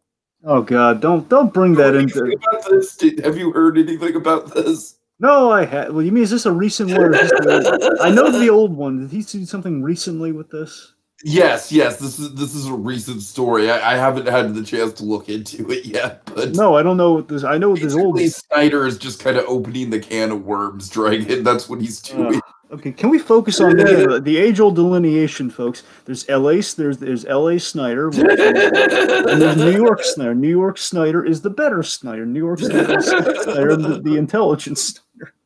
New York Snyder is like the brother that everyone's proud of, and then L.A. Snyder is like the slacker brother who smokes too much weed, and people are like, "Well, god damn it, he's a loser, but we love him anyways because he's family."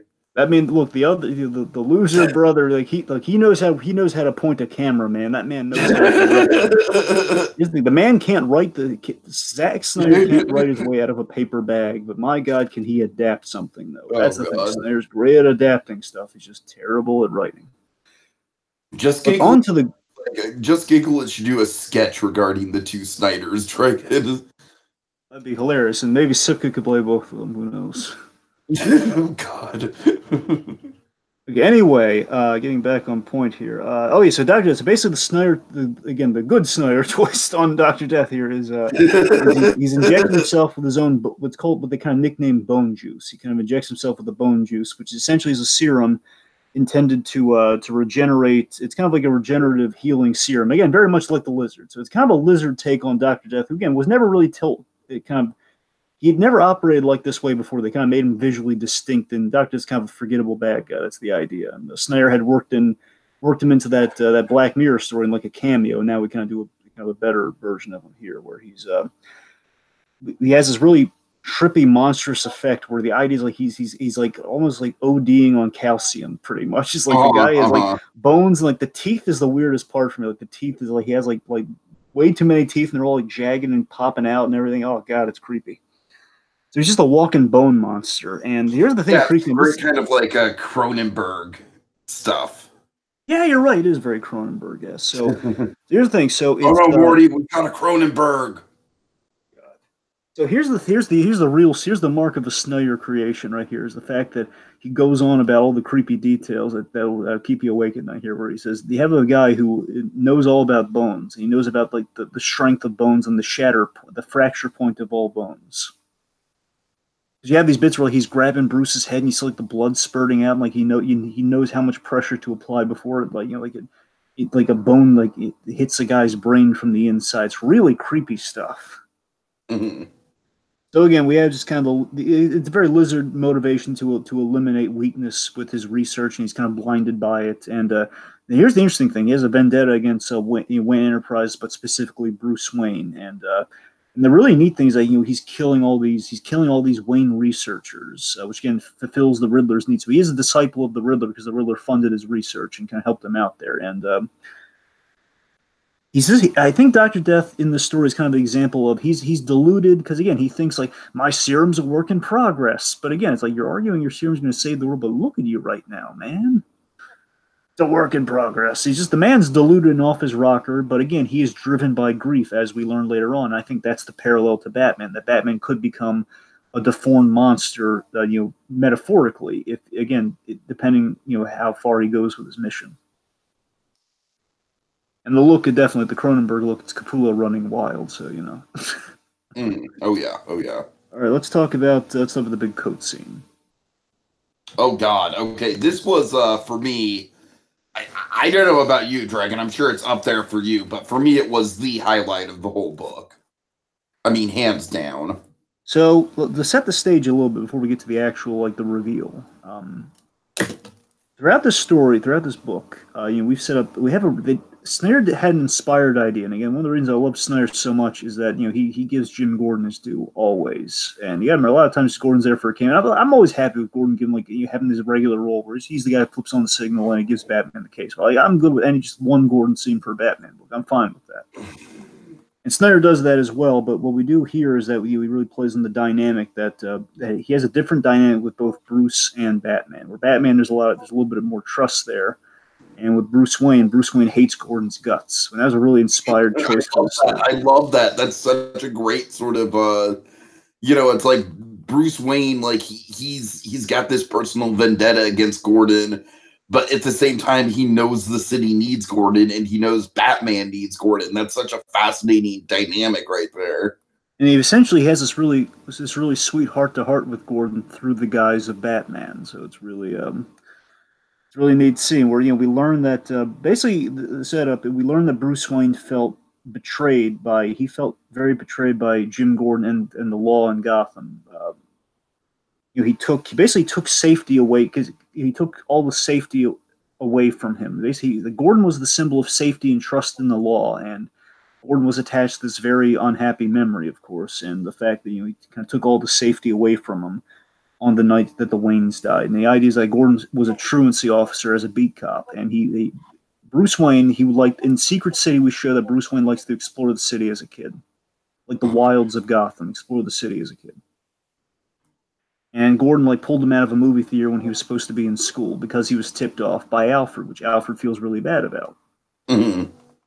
So the idea is Gordon pulls him out of the theater, and his parents have to come down to the police station and get him out of there. And Thomas Wayne wants to take Bruce back to the movie because again, Thomas Wayne's a really cool guy, saying, "Well, you didn't finish the movie, and you said I don't know, I wasn't quite feeling." He says, "We got to rectify that. We're going to go see that movie right now." And basically, he always assumed Jim Gordon was a hypocrite, fueling a cause, which fueled Batman's cause in a spiteful way. Gordon thinks he's making a difference, but he's not because he's just a corrupt cop like the rest of them. I'm going to do this as Batman. I don't want his help. I don't want a partnership. None of that. But then we have the coat scene. Oh yeah. All right. Start us off. Dragon, I don't know. I'm too intimidated, man. This is such a big Gordon scene. I feel like you need to kind of just take the reins on it, my friend. Basically, in the boat scene, where again Gordon shows up to help Batman, and this is a really great bit, an homage to Year One, and I love it. Where, of course, one of those beautiful scenes in Year One is the whole "I can't see a thing without my glasses," where Gordon's driving the boat and he gives Batman, because basically Batman has some technology in the cowl, so the radio in the cowl, so his eyes he says, "You're gonna fry your eye out it's sparking on the left eye or something. Look, you should take that mask off. Seriously, just look. Take my glasses. I can't see a thing with them. Just direct me so we don't crash the boat." And basically, Gordon and Batman have this heart-to-heart where Gordon reflects on how he felt that he let down Bruce Wayne, how Bruce Wayne actually inspired him at Ace Chemical that day, and it kind of got him thinking. And again, Gordon has been on Bruce Wayne's side. He wants to work with him, and Bruce has just been really actually pointed a gun at him, too. It's a really intense scene. Gordon and Bruce have not gotten along at all. And my memory of that night was this view right here. This. Stealing Gordon's gun away from pointing it right in his face. It's oh boy. Now, Dragon, I'm sure you've analyzed this scene a lot more than I have. I just read it for the first time today, of course, but how I read this scene is basically I read it as Gordon is at least got a passing theory that Batman is Bruce Wayne, and this is a hypothetical confession in his mind. I don't know. What do you think? Because it's for me, it's I feel like it almost gets a little bit too personal for Gordon to not at least have an inkling that it might be Bruce Wayne that he's actually talking to. Well, I read it as this, Tiki. I read it as this. What basically Bruce got Gordon thinking of it recently, and that's why he's bringing it up to Batman. Because again, he was thinking of the Ace Chemical thing, but also his run-in with Bruce Wayne, where he pointed the gun at him, and Bruce was really Bruce refuses to work with. You got to remember that the thing that Batman's looking into does correlate with what Bruce Wayne was doing. So again, there is Bruce Wayne would be on his mind at this point in time. So what I think of it is that Gordon in this moment does not know. But at the end of the story, there's a bit where Bruce Wayne gives Gordon a new coat. Uh-huh. And in that moment, I think again, he wouldn't know that unless Batman told him. And again, I think that's where Gordon's putting the piece together. Where again, so Batman and Bruce Wayne had a conversation. That's where you kind of break things down. Gotcha.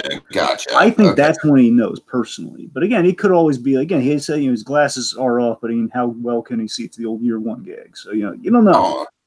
But anyway, so it's a working theory. You're not wrong. He could put it together, but I think that's what kind of makes it a little bit more solid by the end. That there's definitely a sense of intimacy in this scene. There is, and again, this definitely builds the trust between Gordon and Batman, but also the deeper level. Gordon and Bruce Wayne develops a found respect. He basically forgives Jim Gordon in this scene. Right. He learns. And basically, the sad story. What happens? Gordon tells us a really sad, tragic story. Basically, a sad story on the same night the Waynes were killed. Where Gordon earlier in the day, he was gifted a coat by his partner, Dan Corrigan, which I'm pretty sure is a reference to Jim Corrigan. But I'll bet you what happened. Okay, there's a character called Jim Corrigan who became the Spectre, and they had Jim Gordon. They don't want to confuse the audience, therefore they retitled Jim Corrigan Dan Corrigan. That's what I'm convinced happened. Makes sense. Point being, who was a corrupt cop? So it's all relative. Anyway, point being. So that's my one big nitpick, though. Why couldn't they have made that Flash? I mean, maybe would have been on the nose, but who cares? You know what? I feel like the only reason is because you're like this scene is already very much like a take on perhaps the most famous scene in year one. So with that in mind, I almost kind of appreciate that it's not Flask. Yeah, I mean, you have a point. I don't know. It would have been cool, but you're right. It doesn't really matter. It's just like it's a woulda, coulda sort of thing. It doesn't matter. But yeah, so basically we have this. I guess the only reason why, the only argument I would see for Flask is that, Flask setting Gordon up in that big ambush and Gordon having to fight his way out of it. That's like as big of an iconic Batman moment as anything, and that would have kind of fit in the. In this story's Rolodex of kind of being a remix of big iconic moments that shape Batman. You know what I mean? Yeah, I got you. So Anyway, so basically we have the sad story where Gordon earlier, he was gifted a coat, a really nice trench coat, and Bruce saw this in Gordon, and basically it was spun to him the people love the GCPD, therefore they give him coats. I believe that's how it was spun to him, and Gordon was just kind of and Gordon was a little taken aback by it, but then later in the day, he saw how Bruce looked at him, and he felt guilty about taking that coat because you're not supposed to take gratuities. And of course, classic Jim Gordon's no, I can't take the coat. He goes to take it back to the store. Then he finds out there's something really bad going on at that department store where basically during the night, I guess certain nights, the GCPD hold. Brian Griffin, it's Michael Vick. Oh God. They hold dogfighting rings, and these dogfighting, they have pit bulls and dogfighting rings in the back, and the GCPD take a cut of the action, including all the way up to Commissioner Loeb. It's a really nasty, brutal thing. And Gordon, obviously being the straight arrow that he is, he threatens to report and go to the commissioner. He says, "Well, why don't you wait here? The commissioner's going to be here in 15 minutes. He's got money riding on this." And so again, the Gordon, basically, Gordon's saying, I'm not going to let this stand, and then what they do is really horrifying here. They sick the dogs on him. So basically, this is the equivalent. Crazy. And again, like I said, this is definitely a take on that on that year where Gordon's ambush. But it's just the most horrifying implication of this whole scene is, Dragon, that Barbara gets mailed a freaking puppy pit bull. Is a reminder. Yeah, it's really I don't know. There's just very disquieting about that. You know what I mean? It's hey, this is an innocent gift for your daughter, but you know what could happen. You don't want these dogs playing with your kids. Absolutely. It's just that it's the horrifying reminder because again, you have the end of year one. You have the scene remember that pregnant wife you got at home, Jimmy. When the reverse of it here is the kid's already there, and the fact that that a pit bull is the ultimate reminder of remember when we almost killed you with the dogs here, and again exactly. It's kind of the reminder of stay in line, don't challenge the corruption. It's twisted because it's you mail a family a puppy, and of course the family's going to want to take the puppy. So this symbol of love in the household is a constant reminder of just the corruptness that you know what I mean? There's a lot of layers to it, and I love it from a So story. basically, and the idea is that Gordon wears the blood again. The coat. It's like the idea now. This pristine coat was kind of tattered and kind of ripped by the dogs as well. And the idea is like he wears that coat to this day. And of course, the coat is like such a big iconic part of Gordon's character. You know what I mean? The coat is as much a part of Gordon's design as the cowl is for Batman in a way. So the coat, mustache, and glasses. That's why this is by far my favorite scene in the whole book. I feel like this whole bit just really amplifies the Gordon and Batman dynamic in a way that I don't think I've ever quite seen before in printed media, at least. And the cherry on top of tragedy is basically the cherry on top of the really sad Sunday is this, folks. That one the coat is a sad Sunday. Oh God. So but Norman, I'm sad because I ate this big ice cream sundae and I can't finish it. Oh God. If only there was a certain special boy who could help me finish my sundae, Norman. Just imagine Norma Bates just trying to coax Norman to eat this giant ice cream sundae. Come on, it'll be fun. It'll be a challenge to see if we can get it down. Hey Norman, you know what day it is? Sorry, I'm going down a rabbit hole with this. Okay, anyway, getting back on point.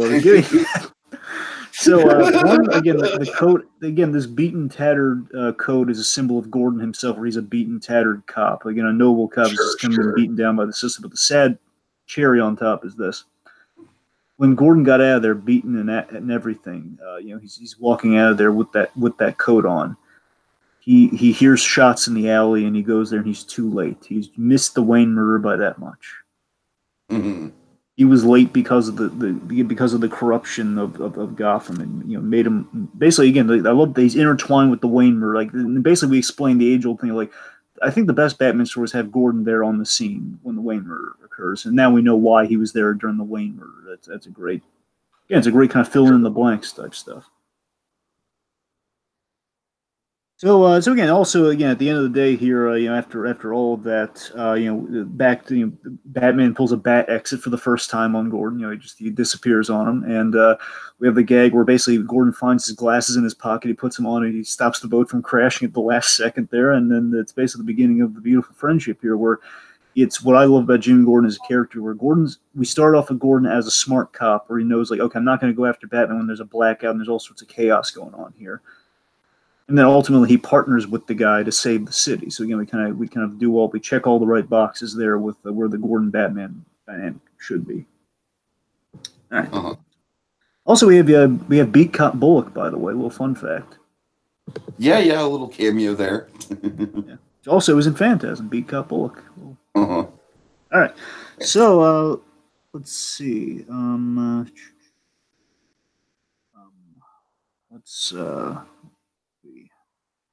Oh yeah, bearing witness. We have this great little scene with Alfred, real quick. We got to talk about where Alfred had this great moment where he has a really great speech to Bruce about you're making us all bear witness. Basically, you're kind of showing us that you can do this. Where again, you feel you've been let down by all of us. Like when I called Gordon to sneak out when you snuck out to see that movie. It's like ever since that day, I've always felt guilty about that. And basically, right now, you taking all of this alone as Batman, as you making us all bear witness, watching you. We're not by your side watching. We're not in your corner along with you. We're made to watch you. You do all of this by yourself. Show that you can do these things. It's really you need to trust people. You need to make friends. Really good scene.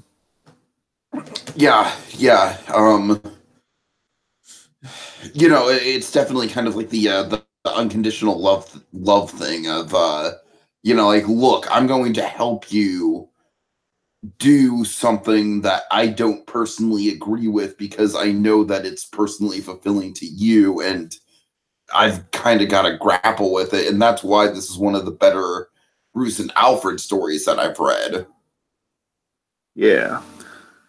So I guess getting to basically the payoff of Dr. Death, which kind of bleeds into the overall climax here. So we have the Tokyo Moonbits. I want to talk about the kind of the story structure here, where now, Dragon, remind me. I know how this pays off, but remind me how it's set up.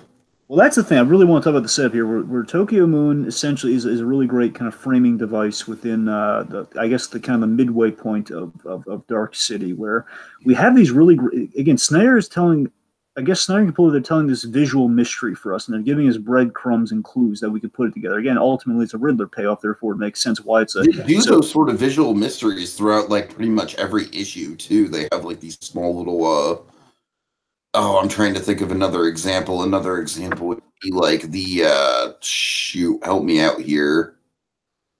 Well, I mean, you have this. You have like the classroom later on. That's what you're thinking of. The classroom, yeah, for sure. That's another one I'm thinking of.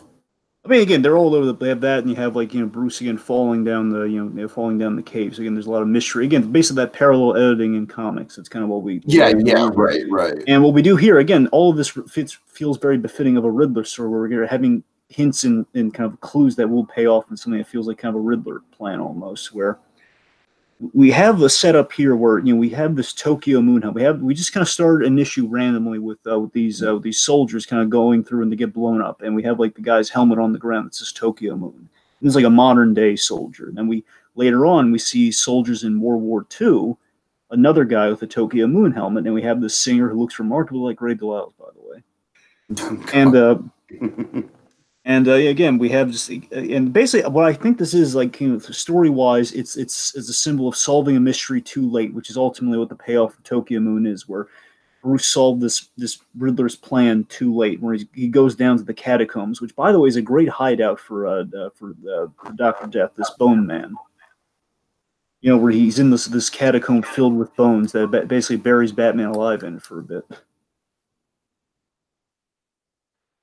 He we reveal the big payoff, like why we're kind of cutting to these military guys being blown up, and what the deal with this Tokyo Moon helmet is that we reveal that Philip Kane way back when sent Helfrin, it's Dr. Death, sent Dr. Death's son, his I guess his Marine or his army brat son. He sends his son, soldier son, to find Bruce Wayne during his, he explored the world and he was kind of off the grid. And before he's declared dead, he sent the soldiers to go find him, and they end up getting blown up while searching for Bruce Wayne. So this puts a lot of guilt on Bruce Wayne, for like Bruce Wayne feels responsible for his leaving, and kind of leading to the death of this guy's son, leading to the cause of like this guy turning into a monster, and of course, like, well, it is a good reflection of we always think of Bruce Wayne kind of like going off on his worldly mission and training to become an ultimate super badass and everything like that,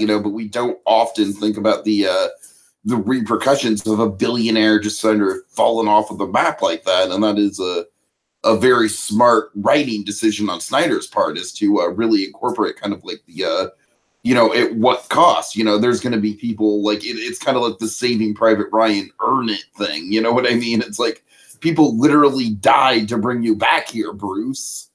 Absolutely.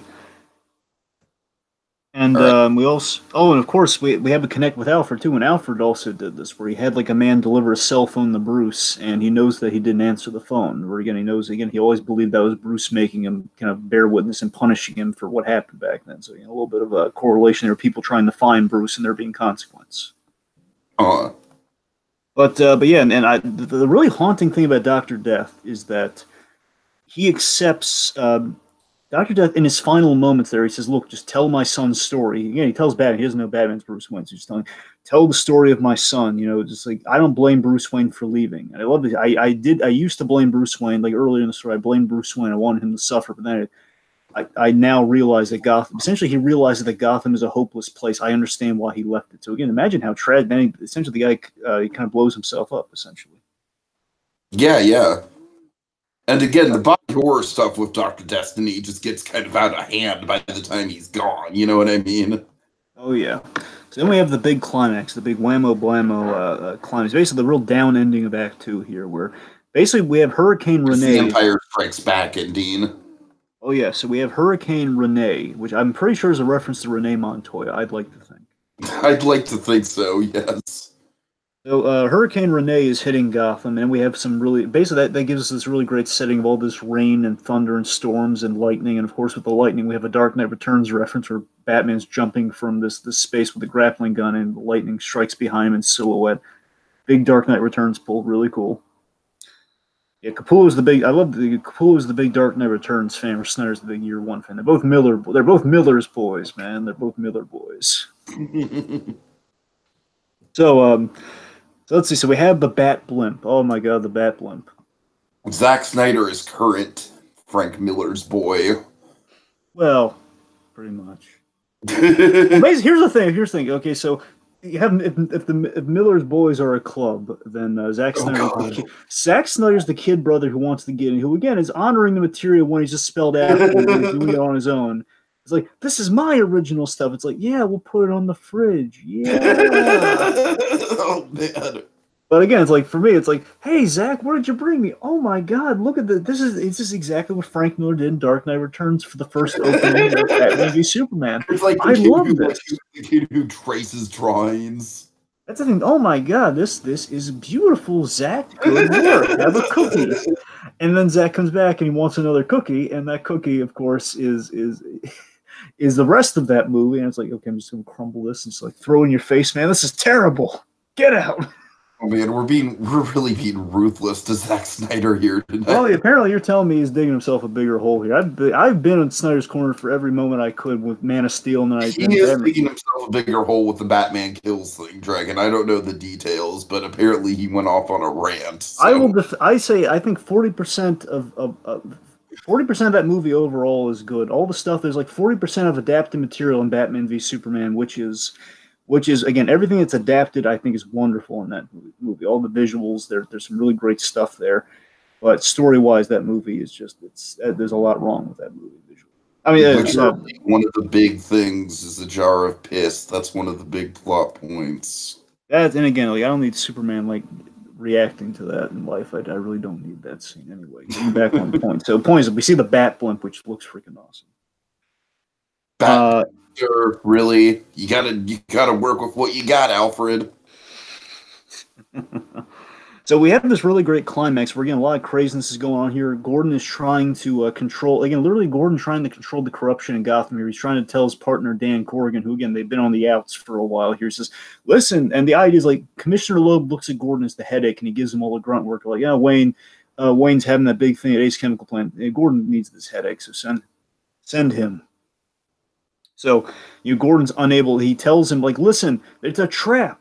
Don't, don't touch those charges. Like, don't go down there. It's a trap. Basically, the 0 year gets created in this moment. So he tells him again, because don't turn on the power. It's a trap. It's rigged.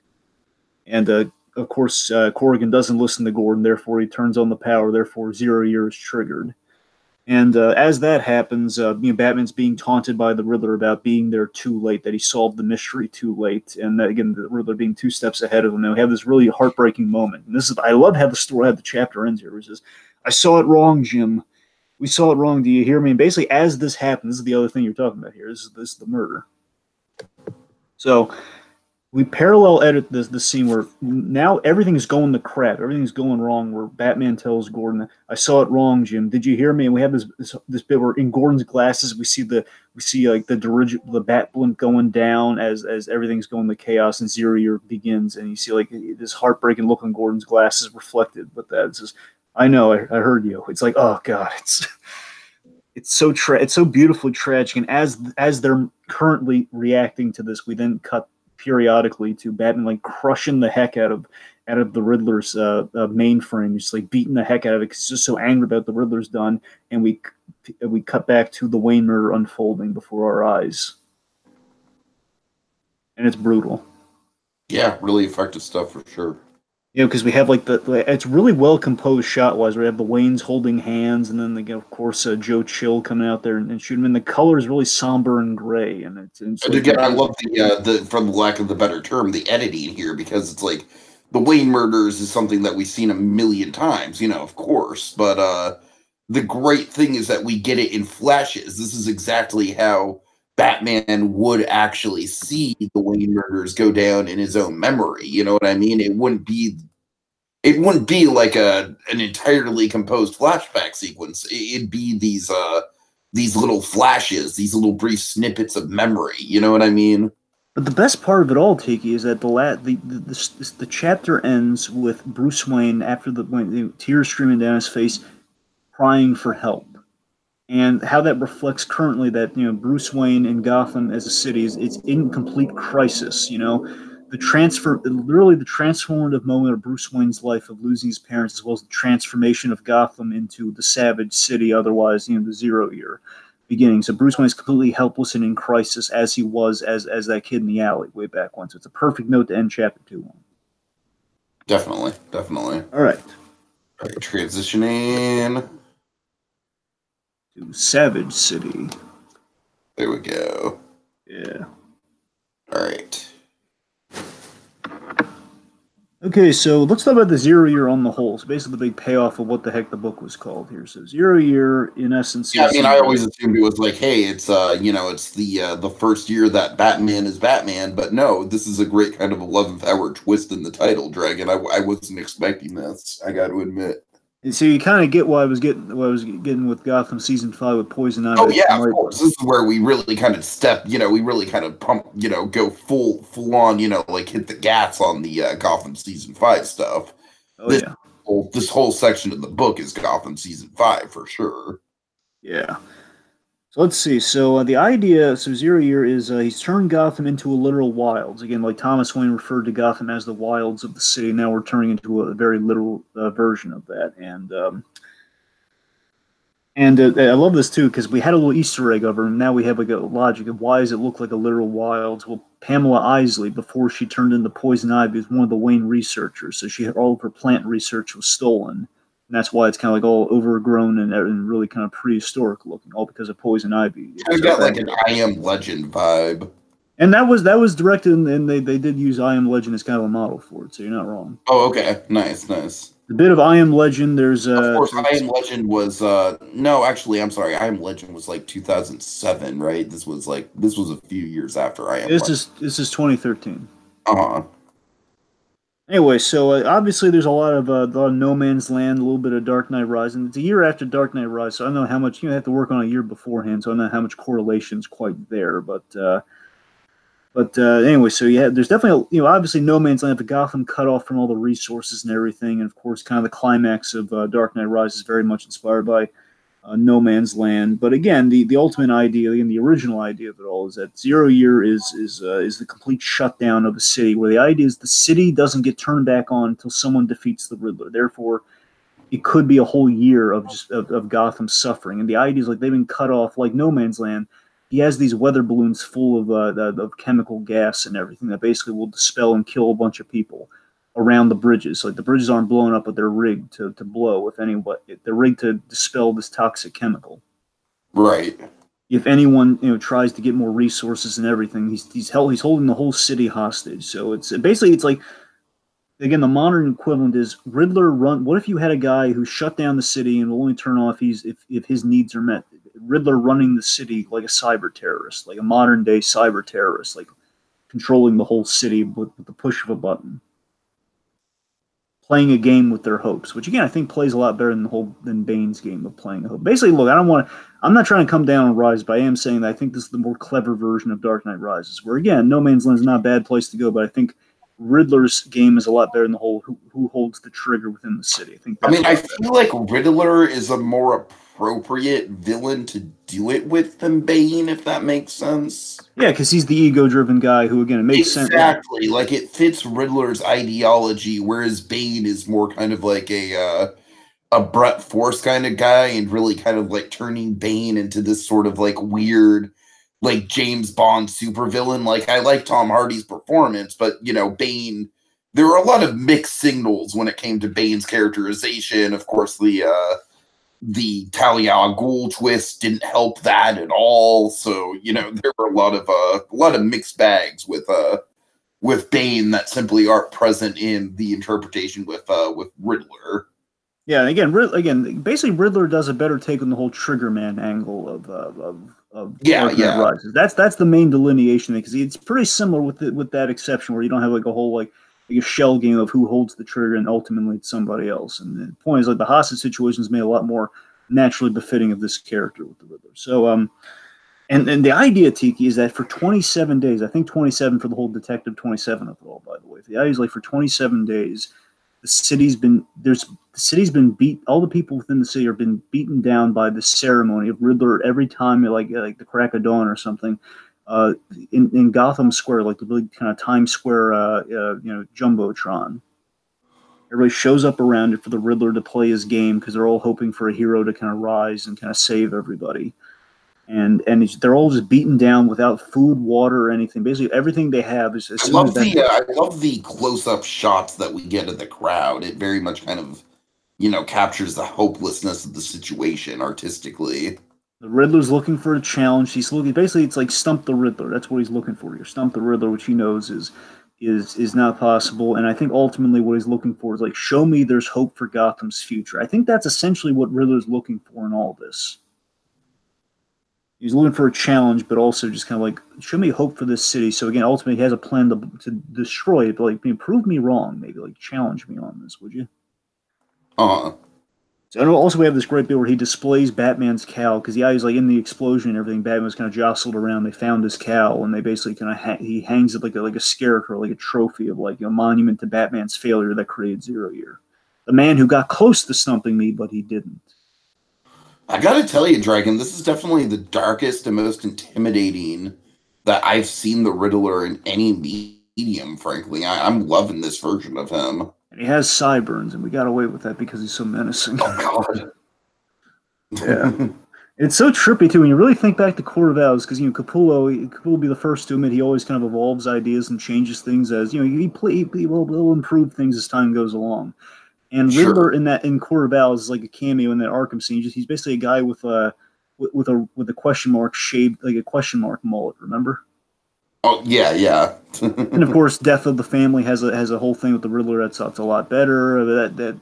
Basically things progressively got better and better with the Riddler here. And of course, the crescendo of all the Riddler stuff. So let's see. So the other thing behind the Zero, basically Riddler kind of has a whole monologue about what he's going for with Zero. Why did he do this in the first place? And he has this great scene where he says he wants to usher the world into the next state, the transformation of the times, where he says like in medieval times, where he wants to take Gotham back to the prehistoric beginning. So again, when people show hope and like an intelligence that deserves like moving forward, like he wants to. It's like wiping out the dinosaurs so like life can restart itself. It's that whole life finds a way. Yeah, you know what I mean. It's kind of like he wants evolution to take place, but to do that, you have to start things from zero, and therefore you have to earn your place. Like almost like an Ozymandias style goal, dare I say? Kind of. Again, without the murder, but yeah. That's the thing. It's like it's the threat of murder if you don't do it. So it's kind of Ozymandias, but again, it's less like it's. So let's see. So again, we have like kind of the Savage City is like a modern wasteland. We have I love the modern Colosseums that we have. Like those are all like they have really great set pieces throughout the Savage City here. And it's also the one last thing before we move on here. I love that it's. I love how it kind of embodies how the Riddler feels. The Riddler's always felt that he's surrounded by Neanderthals, so he's kind of made Gotham a symbol of like people not being smart enough. They're all Neanderthals living in the prehistoric age. Where I'm the guy in the modern age on the jumbotron. It's like a monument to his ego. Gotham is Gotham's dawning into a new age, starting at zero until a hero can rise amongst the ranks and everything. So it's Riddler calling the shots and all this. So yeah. Good stuff. So this, of course, brings about a resistance. So our resistance is let's see. So the resistance, of course, we have Gordon, and he's kind of helped out by the government here, and of course helped out in a loose sense. If we learn anything from Gotham as well as No Man's Land, we know the government never helps. We had a really telling bit. Remember, like basically the government sends in like this 5-man kind of task force, much like we see in Gotham, and like that it backfires. I mean, look at what happened on last week's episode of Gotham, Dragon. It's like that poor whatever the captain guy. You know, it's like he meant well, but he doomed us all, Dragon. He doomed us all. Yeah, generally tried, but you know. No, the fact of the matter is, and this is really telling. Remember, the government sends support. They kind of send a secret support team in there to help Gordon out, and it's revealed that they're there to negotiate with Riddler. They're about to offer him money and everything. Gordon feels so betrayed by that. You know, it's like the system is letting Gordon. The highest level of the system is letting Gordon down yet again. And of course, they mock him by saying. Basically, it leads to this really great bit. Remember when Batman re-enters the fray and says. Yes, yes, friends. That's because they say, no offense, Lieutenant, but you know you're the guy who works with the effing psycho in the bat suit. And of course, Gordon has with a smile on his face when Batman saves their bacon and proves that no, Batman's actually a very valuable ally. He says, "Let me introduce you to my friend, the effing psycho in the bat suit." No offense, none taken. That's a beautiful little. Of course, we see Gordon with a beard too, but because you know we're always. I love bearded Gordon, Dragon. Okay, Gordon with the beard. Let me put it to you this way, Tiki. There is an arc with Gordon's facial hair within the Snyder stories. There is. Oh, I can see it. I can see it. Just wait till you get the super heavy. Oh no. Anyway, but so I love Gotham is that he's got to earn the facial hair. He does. He does. Real quick. I've seen an arc of earning the facial hair, man. Yes, indeed. So real quick, Bruce Wayne. I want to cover a scene. Bruce Wayne did have a choice at the beginning. Basically, Bruce Wayne comes to when we reveal he survived and everything, and he has a decision. Alfred, you know, he calls Alfred, and Alfred reminds him there is an escape route that he could leave Gotham and basically do the no man's land thing. Bruce Wayne went to Congress and he tried to get help, which is why he wasn't in Gotham during the big earthquake in the comic. So he's basically saying, well, why don't you escape and you get help basically as Bruce Wayne. And Bruce has and again, that kind of speaks to exactly what Alfred was arguing about at the start of the book, so it's very full circle storytelling in that regard. Certainly, and again, it's like Alfred's afraid that you failed once, sir. I don't want you to fail again and get yourself killed, because right now I'm not there to help you out. So I mean, I don't want you to risk it, because Alfred was like he was out of harm's way during all this. So, like, you know, basically Bruce makes the choice to risk his life and save Gotham as Batman again, being that. So basically, what I'm hoping the ending of season 5. I'm hoping the end of season 5 is 0 year essentially. Is the big climb? Well, the scene we're about to talk about next. So basically, as everybody, we have this great kind of ragtag group of Lucius Fox. You know, we introduced Lucius Fox. He's building he's building the stuff to help kind of out hack the Riddler and kind of reactivate the power grid of Gotham, kind of save everyone from the Riddler. He's trying to save Gotham for his son Luke, which is kind of nice. Anyway, so also real quick, I want to call this out to you, T, because this guy's going to be important in the upcoming Batman stories. Duke Thomas. Remember how we had Harper Row? Upcoming Batman what? Okay, so this guy's going to be important in the upcoming Batman stories, like the other Snyder stories. So there's this character called okay, gotcha. Okay. Kind of like Harper Row. And Harper Row had a cameo within all this, by the way. Like she was during the big hurricane sequence. She was there, so it's like it's a visual cameo anyway. But Duke Thomas, he's important. So Duke Thomas is the kid that found Bruce Wayne, hooked him up to the IV. Oh, okay.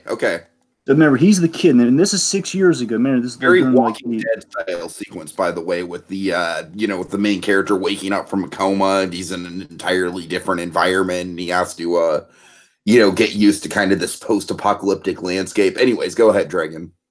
And that's a cool thing. So Duke Thomas, he's the kid who's trying to, and this shows you the promise of this kid, where he was the kid trying to figure out the riddle that would stump the Riddler so he could save everybody. The kid's got a heroic bone in his body, so that's going to be really important going forward. I love how Snyder does seed these things, because again, Harper Row did kind of have an arc in the comics as well as Duke here, and they kind of help Batman out in a different way. They don't become Robins, but they kind of become something different. They kind of help out along the way. So you'll see how that goes, especially. Duke, I think Duke had a better shot at things than Harper did, but we'll get there in the next. He has a big role in the next story, anyway. So we have the big moment, the big Coliseum moment, where we have Batman challenging the room. This is the moment I'm talking about. This is what I'm hoping the last episode of Gotham has a moment like this. This is what I think they're all building to. So Batman, he rides in on a steam-powered motorcycle, and it doesn't have to be steam-powered in Gotham, obviously. But the point is, Batman rides in. Gotham is at its most hopeless state. They're looking for a symbol to go up against this more imposing symbol that is the Riddler. and it's a Again, the big question mark versus the bat.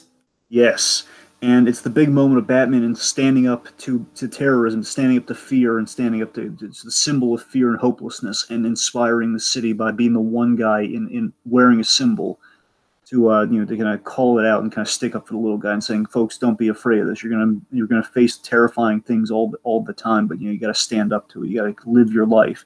Don't let this guy stop the clocks and everything. You got to live your life. So. Sure.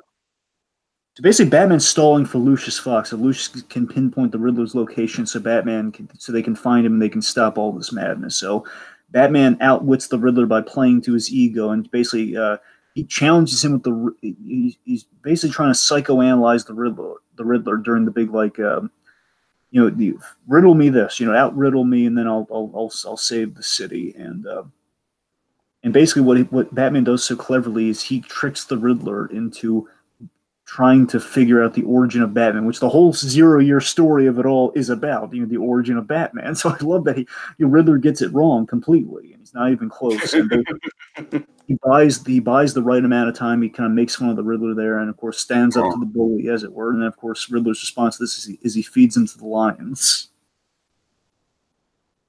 Yeah, the lions. Oh my god. I love this. I love that Batman's told like he has like jackals or something. He has like something down there, and Riddler reveals that. Oh yeah, by the way, Batman. Back when we covered the, I forgot what I think it was Batman Brave and the Bold, where we had that episode where Batman was riding the reindeer. Yeah. Yeah, never did I think that we'd have something as cool as Batman riding a reindeer, but I was wrong. We have Batman riding a lion. Oh yeah, he's here's the cool thing. Again, this like mission. This is Mission Impossible 4 done better, because I love Mission Impossible 4, but I still can't. Wait, does Mission Impossible 4 have a scene involving lions? No. Here's the thing. Mission Impossible 4. I love that movie, but the third act feels really weird because we do this parking garage thing where all the cars are like falling in. It's a really weird set piece for the third act. And here we do it a lot better, where the idea is we've turned the giant parking garage into a coliseum, where basically Batman fends off. Right, yeah. Basically it's identical to kind of the Mission Impossible thing, only it plays a lot better here. Where again, it's kind of a modern city turned into a coliseum, where you turn a parking garage, like a parking structure, into this, where this really great thing where Batman cleverly he fends off these lions, and basically as he does, again he defeats the Riddler's forces and everything. And Gordon knows that Batman's in trouble. He does this really cool thing where he jumps into like the waterways that have been kind of flooded by the storm. He jumps into it, and he saves Batman at the last minute, because basically Riddler, he hates losing, so he hits a button and basically all the cars fall from the parking structure and they're about to tumble on the Batman, and Gordon like shows him the way out at the very last second. He saves Batman's bacon. I love that moment. Nice. I should have mentioned this too, but it's just we don't forget. During this sequence, and again, the editing, by the way, all the editing here, as he's fending off the lions, as he's doing all of that, we showed the classroom scene. So we got to look at the classroom flash. This was in G. So we have this character, Mr. Charmouth, basically this really insensitive, narcissistic teacher. That again, the idea is he parallels the Riddler. He's identical to kind of the threat, the bully that Gotham is facing now, who's posing this math problem to Bruce Wayne, and it's a trick. It's a trick question, which makes him a big old prick. By the way. Oh man. No. Here's why. I don't even remember this thing, but why'd you get trick questions? No. I got nothing against trick questions. Here's why. Here's why this guy's a big prick.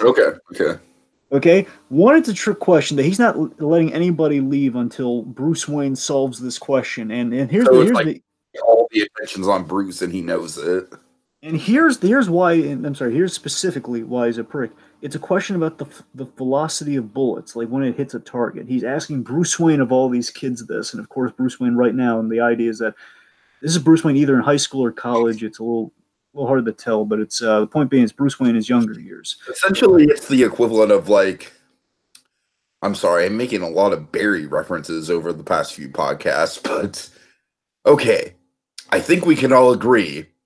If you kill outside of war, well, then you're a fucking psycho. I mean, then you're just irredeemable. Right. I'm sorry, it's the equivalent in terms of like, Barry's being put on the spot of like, hey, killing is such a bad thing. Like we need to psychoanalyze this thing that you're clearly very sensitive about. Exactly, and basically what's happening here is Bruce is already having trouble because right now Bruce, everywhere he looks, he's seeing people murdered exactly like his parents. Like everybody looks like Thomas and Martha Wayne with like a bullet hole in their head. It's really traumatizing for him. And he basically Bruce is having some deep psychological issues after the death of his parents, and he's been. And this is a thing we've never seen. We always see Bruce as the kid, and then Bruce as as the guy training in the fully formed Right, right, Batman. We yeah. rarely see like him in his adolescence, like in high school or college. We rarely see that Bruce Wayne, and we never see, but we rarely see it. And the idea is It's like he's cool. having. It's not like the focal point of the story or anything, but we do get kind of thematic flashes to it as the story goes on. It's I mean, very the Bruce Wayne we have now is like 25 years old, so this Bruce is probably like in his 20s or like maybe he's like 18 or 20. yeah, yeah. So, but yeah, that's the thing. So he's this guy's again. Bruce Wayne. Everyone's got to know Bruce Wayne has notoriety. Therefore, you're gonna know. Okay, his parents were murdered by a gun, and you're the prick in the classroom saying nobody can leave until Bruce Wayne solves this question. And he's camping up to saying, Bruce, are you gonna be expert on how fast the bullet travels? He says like when it hits a target too. He's just being Oh, really. God.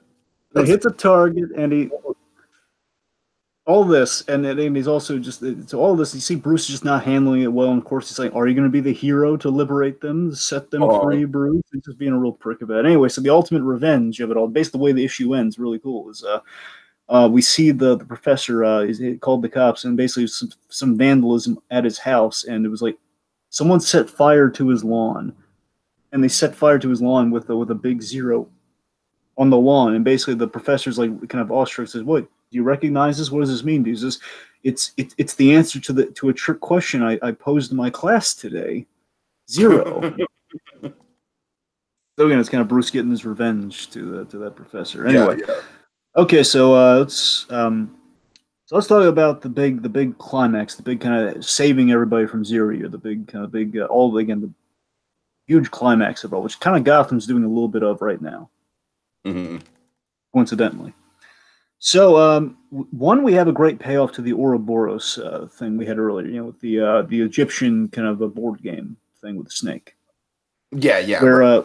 we're back at the museum. The idea the Riddler did not leave that museum at all. I love that Riddler both met Bruce Wayne and now he's meeting Batman at the very same museum, and we have this a lot of great. Basically, Riddler has a death trap in place here, waiting for Batman. He's expecting him to come, and he's clapping as he shows up and everything. He's so glad Batman shows up. So you have like the final showdown with the Batman to prove his intellectual superiority. And the way he does that is he has these beams, these laser beams, these sensors going all around him. He's basically trapped, and he's standing on the basically the image is he's standing on the Ouroboros. And what's cool about this, I love visually, again, we connect to these strings of Edward Nygma's office from way earlier on. And what I like even better is that just with all those visual, the spider web effect, what's really cool is this all harkens back to the Riddler's first appearance. One of my favorite images of the Riddler, Tiki, is his first appearance. We're on the cover. It's Batman trapped in that question mark cage with Robin. Ring any bells? Yeah, yeah, I know what you're talking about. So basically, all of that I feel is indicative of what he's doing here with the laser beams and like the spider web look. I think it's all referential to Detective Comics number 140. So It's essentially like a '60s Batman death trap, if you will. yes. Which, by the way, like Riddler and Robin are introduced very close within each other. So sorry, that's a random factoid anyway. So. So the idea is like one wrong answer equals one of the balloons, going off. One of the weather balloons full of toxic gas going off and killing people around the bridges. So again, Bruce has to answer 12 riddles and he has like 15 minutes before. And essentially, there's a huge ticking clock on the climax here. This is a really cool thing about the climax. So there's a ticking clock where the Riddler has planted bombs in the recesses of Gotham, where Gordon and the strike team guys, who are now like kind of on the good side. They're down there. They're all on the same team, and they're basically they're going down there, and they've realized there are these bombs planted there. They can be set off by the strike teams, the belts within the strike teams. They have these. They're going to trigger the bombs, and what's going to happen is when the airstrike, An airstrike has been ordered on Gotham, which right now on the show has also kind of happened. There's like kind of an Yeah. I definitely thought about that when I was reading it. It's like, oh, they're kind of.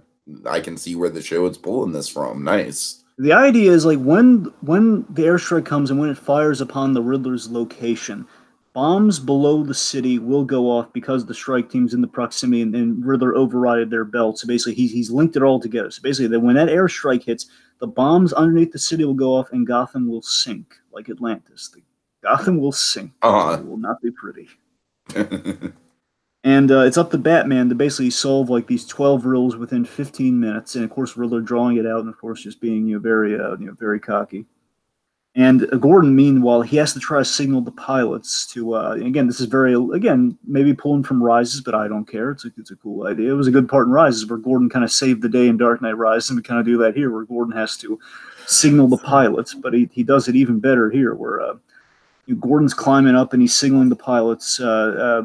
With a bat signal. He creates the bat signal he paints it on like this metal tray, and he flashes it to him, and they see, what is that? It's a bat signal. It kind of scares him off. It buys him some time before they signal back around. It all boils down to this really ingenious bit where Batman used the giant penny, and the idea is the giant penny in the Batcave was in front of Wayne Enterprises, and it was like... Yeah, I love that setup, yeah. And the idea is he's used the copper and the giant penny as a conductor to basically kind of sever the link between the Riddler's weather balloon things. Basically, Batman could walk through the beams and punch the Riddler, and he basically did all this to get the drop on him. So he faked...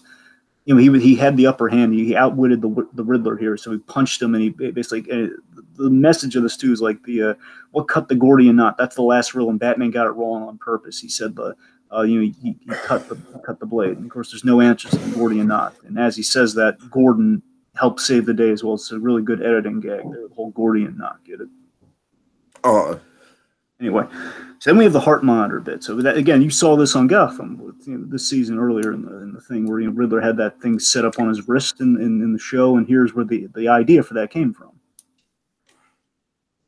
Where it's this really great visual of Riddler has this electrode, this really cool looking green electrode on his chest with the 8th century symbol for the question mark, which is like a shocking exclamation point, and the idea is it stands for like the spark of an idea. Again, Snyder doing his research, buddy boy. Right. The idea, and again, the trippy idea is that if you remove that from his chest, Gotham the power will never come back on. The power will go off. Therefore, like Riddler cannot turn the power back on if you remove this from his chest. And there's no way the only way of turning Gotham's lights back on, returning Gotham to its former glory, is to create a new heartbeat. And to do that, you need it'll take 1,000 volts for 1,001 chance to survive that. So that's the trippy. That's really just kind of twist the knife there. Like you have 1,001 chance of survival to take 1,000 volts. Like, and for any human to do that, it'd be again 1,001 chances. So literally, Tegan, the symbolism is tremendous here.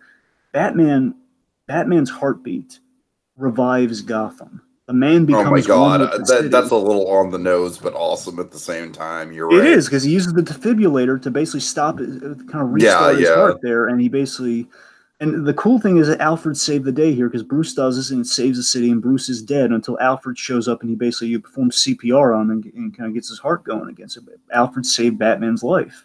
Mm-hmm. And again, Alfred was supposed to be out of the city, and Batman didn't know if he was ever going to see Alfred again. And so Alfred brings him back, and he says, "How?" And we have Alfred delivering one of those beautiful lines, one of the best running gags in all of Batman. "Because you're Batman, sir, that's how." That was great. That was great. Again, another kind of like deconstruction of of a classic Batman trope, like this book's really well known for. Oh yeah, and then we have this. Again, the beautiful callback where it says, "Well, no, I thought you were out of the city." He says, "I got back into the city because, as I told you before, sir, I will always be there to patch you up." It's like, oh my god, it's beautiful. Yeah. So again, while a lot of this was going on, while he was kind of was defibrillating himself to save the city, we saw some flashes. We saw, again, we had another mystery going on here, and that brings us to kind of the big Arkham revelation of it all. Let's talk about that. Yeah, I didn't quite put the pieces together in my head about what exactly was going on here, Dragon. So why don't you take the lead on this?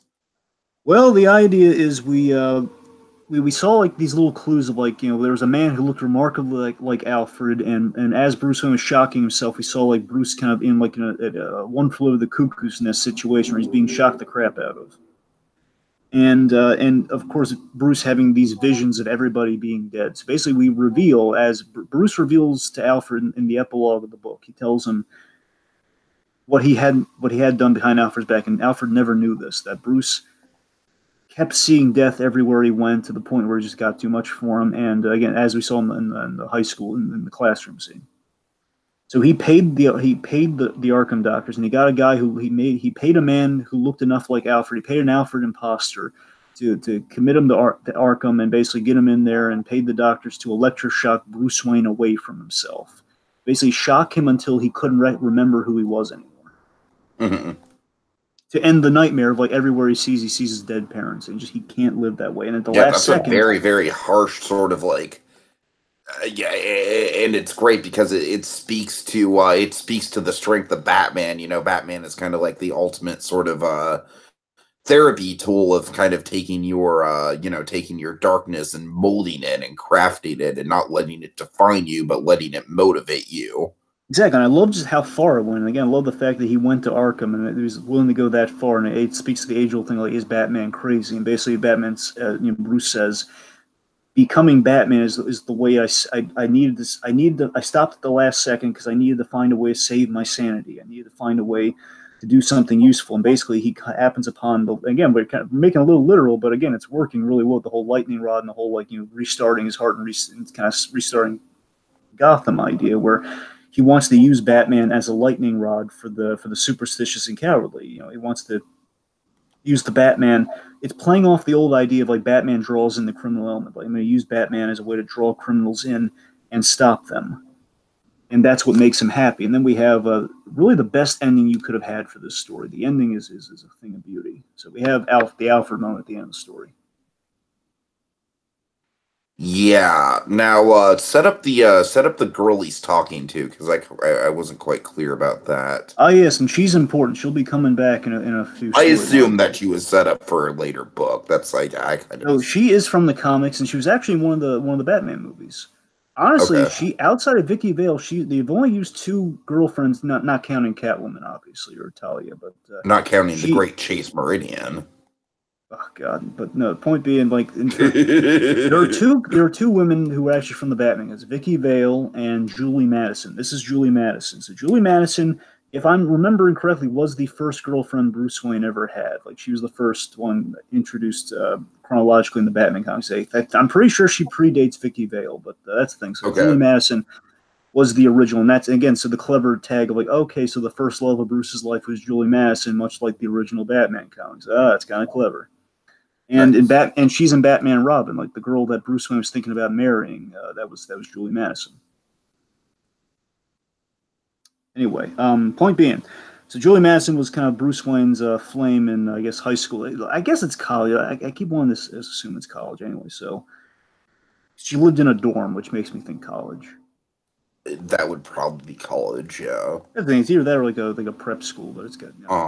Anyway, point being, Julie Madison, she wants to reconnect with Bruce because they hit it off. They were kind of these cute kids together, and in the flashbacks, we revealed that Julie and Bruce wanted to run away with Julie, but he looked in her face and he saw his dead mother. Therefore, he just couldn't do it. It's just like that got in the way, and that's what happened before he went to Arkham. That's the idea. Like that was like the last straw that sent him to Arkham Asylum. So she, after all the Zero, a month has passed since Zero, everything's back and working. Or Bruce Wayne's kind of a notoriety. He's back amongst the land of the living. Julie Madison wants to reconnect with her old flame. She's back and she's moved back to Gotham, and Alfred suggests embracing a life of happiness. He's just like Sarah, Julie, Miss Madison. Definitely like a mini. It's almost like kind of like a very very mini. Like, hey, we should do a Mask of the Phantasm arc in like 3 pages. And they do it, and it's beautiful. Capullo, you dirty pool, Mr. Capullo. You got me emotional with one page of comics, buddy boy. You got me. So we have a big moment of change here, where basically Alfred's suggesting, why don't you embrace this life? Why don't you embrace this life of happiness? Why don't you? Yeah, just one drink, sir, one drink. And basically, Bruce leaves it up to Alfred. And what happens? Huh? What happens? So he leaves it up to Alfred. So Alfred has two what if situations here. So basically, we have one. We see the heartbreaking fantasy. Take place with the heartbreaking fantasy. You're putting me on the spot here, man. I'm sorry. All right, it's fine. It's fine. Heartbreaking fantasy. What is this? Do they pull like a La La Land? Do they have like a hypothetical scenario at the end of it? I don't know what you're talking about. Alfred, basically, if Alfred told Bruce, yes, go talk to Julie Mass, and we saw that in one page of comics, we saw Bruce going to dinner with Julie Mass, and they basically become the next generation of Thomas and Martha Wayne, but without the murder. They go for a drink, which leads to dinner, which leads to children, which leads to going to the Mark of Zorro with a happy kid, not ending in death. Then they have 3 kids, and we have this beautiful moment here. Bruce Wayne with a mustache, by the way. Oh God. Bruce Wayne with a mustache, which that's my only nitpick with Greg Capula's art, because he got rid of Thomas Wayne's mustache, and I always wonder why. Why did you get rid of Thomas Wayne's mustache? Because again, honestly, it makes no. Anyways, the point being, we see an older Bruce Wayne, we give him a mustache, like traditionally Thomas Wayne has, and he thanks Alfred. And we see an old, weathered Alfred with the happiest we've ever seen Alfred ever. Just of course, and it's like, guys, this is Alfred's dream come true. What all his hopes and dreams are for Bruce Wayne, and then we see what happened in reality. So in reality, it's a La La Land. It really is. I wasn't off about that. You weren't. So that's what happens there, and of course, in reality, and this is the perfect note to end the story on here. The reality is Batman. Bruce can only be happy if Batman can only be happy if he's ensuring other people's happiness. That's kind of what he says, and what Alfred does here is he says, "I'm sorry, Miss Madison. I'm afraid he's spoken for." As he's saying that, it's said over the image of Batman swinging through the city on a grappling hook, with a smirk on his face of like, this is what makes him happy. He's fulfilled. That Batman has been born. The 0 years over. Year 1 has begun. Something along those lines. Where I'm not saying they're going to tell the whole story of year 1. The idea is like he's beginning. He's committed to the mission. To Batman. He's fully figured out who he is, and he can't have that normal life. He's deprived himself of that. He chose to. Alfred ultimately chose to serve. He respected Bruce's wishes. He chose to serve Batman's need. And makes peace with the life choice, but again, ultimately, Alfred, he's fully complicit in the life of Batman. That's kind of what the last note of the story is, Right, and that kind of just to lead into my final thoughts here, Dragon, because we're running a bit long. Oh, sure,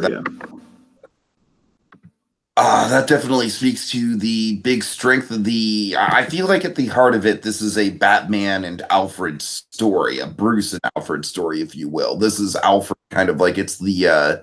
Like I said, Dragon, it's the classic scenario of the parent who has to sort of let go of the kid and let the kid sort of live his dream, even if the dream is dangerous and unconventional. And that's very much where Alfred's coming from. And in some ways, Alfred is definitely like the linchpin of the whole story. And I think that's a great kind of way to go about the storytelling here. So honestly, Dragon, I got to tell you, kind of talking through everything and all the different motifs and thematic elements and the way that the art really runs together, I do think this is my favorite of the Snyder Capula stuff so far. I think I like it like slightly more than Court of Owls. Court of Owls has the higher high with the labyrinth stuff. Like, I don't think anything in here comes as close to the cerebral beauty of the labyrinth stuff as Court of Owls does, but just as an overall story, that really flows together well. I think this kind of has the edge so far. All right, for me, final thoughts for this. It's this could have been a poor imitation of year 1. It could have been like a pale imitation of it, but it wasn't. There's a huge risk with the story, and it wasn't that. The story gets to the heart what Snyder's going for with his vision of Gotham, his vision of Batman. It features a lot of ingenious reworkings of the Batman mythology, yet yet again in somewhat in a modern context. It recontextualizes how we look at Batman. By the same token, again, it's still celebrating all those years of history and everything you love about the guy, and still, again, it's a straightforward Batman story. Like, we have Batman investigating cases like, like with the Doctor Death sequence. We have just kind of slice of life Batman moments, but again worked into a greater narrative that speaks to who Batman is in Snyder's eyes. In many ways, the story, definitely in the climax, is kind of Rise is done better, but it has these great thematic parallels that, again, in terms of like in doing kind of a, it kind of did the impossible. It kind of condensed No Man's Land, or kind of the climax of Dark Knight Rises into one chapter of a story, and it's kind of great, into one book, where it's not No Man's Land. It spans like 50 issues. It's not going like forever and ever. Exactly. Yeah. It's a very economized version of that story. It's like economized without losing any of the specialness. It's the art's gorgeous. The art's gorgeous, and it's stuff that we haven't seen in. Again, each story progressively gets more and more impressive with the artwork, and again, stuff we haven't seen with Batman. That, again, it's like stuff we haven't seen done with Batman yet is that character. It feels very consistent with him, but it's stuff like it's kind of reinventing the wheel in certain capacities. But it's still very faithful to the overall visage of the character. So. Snyder and Capullo, they made a story that we knew by. Let me rephrase it. Snyder and Capullo made a story we know by heart fresh again, and that's not to be taken lightly. If this is what happens when a task is assigned to them, imagine what happens when they get like a story they want to tell from start to finish. Like, this is them being told, like, okay, doing the impossible, tell the story of Batman, and beyond that, it's really impressive. It's really well done. It's not necessarily my favorite story, but I mean, I love the story piece. I don't dislike any of the Snyder Capullo stories, but this one, it's a great one. Again, this is the world building story for Snyder's vision. I can't get enough of it. And I think it's a great choice to kind of celebrate 80 years of Batman. So again, happy 80 years to Batman, and hopefully there's going to be 80 more. All right. Thank you for watching, folks. See you guys later. We will be back to cover the last 2 episodes of Gotham when the show gets back from hiatus. And in the meantime, don't forget, it's the goddamn Batman! Right.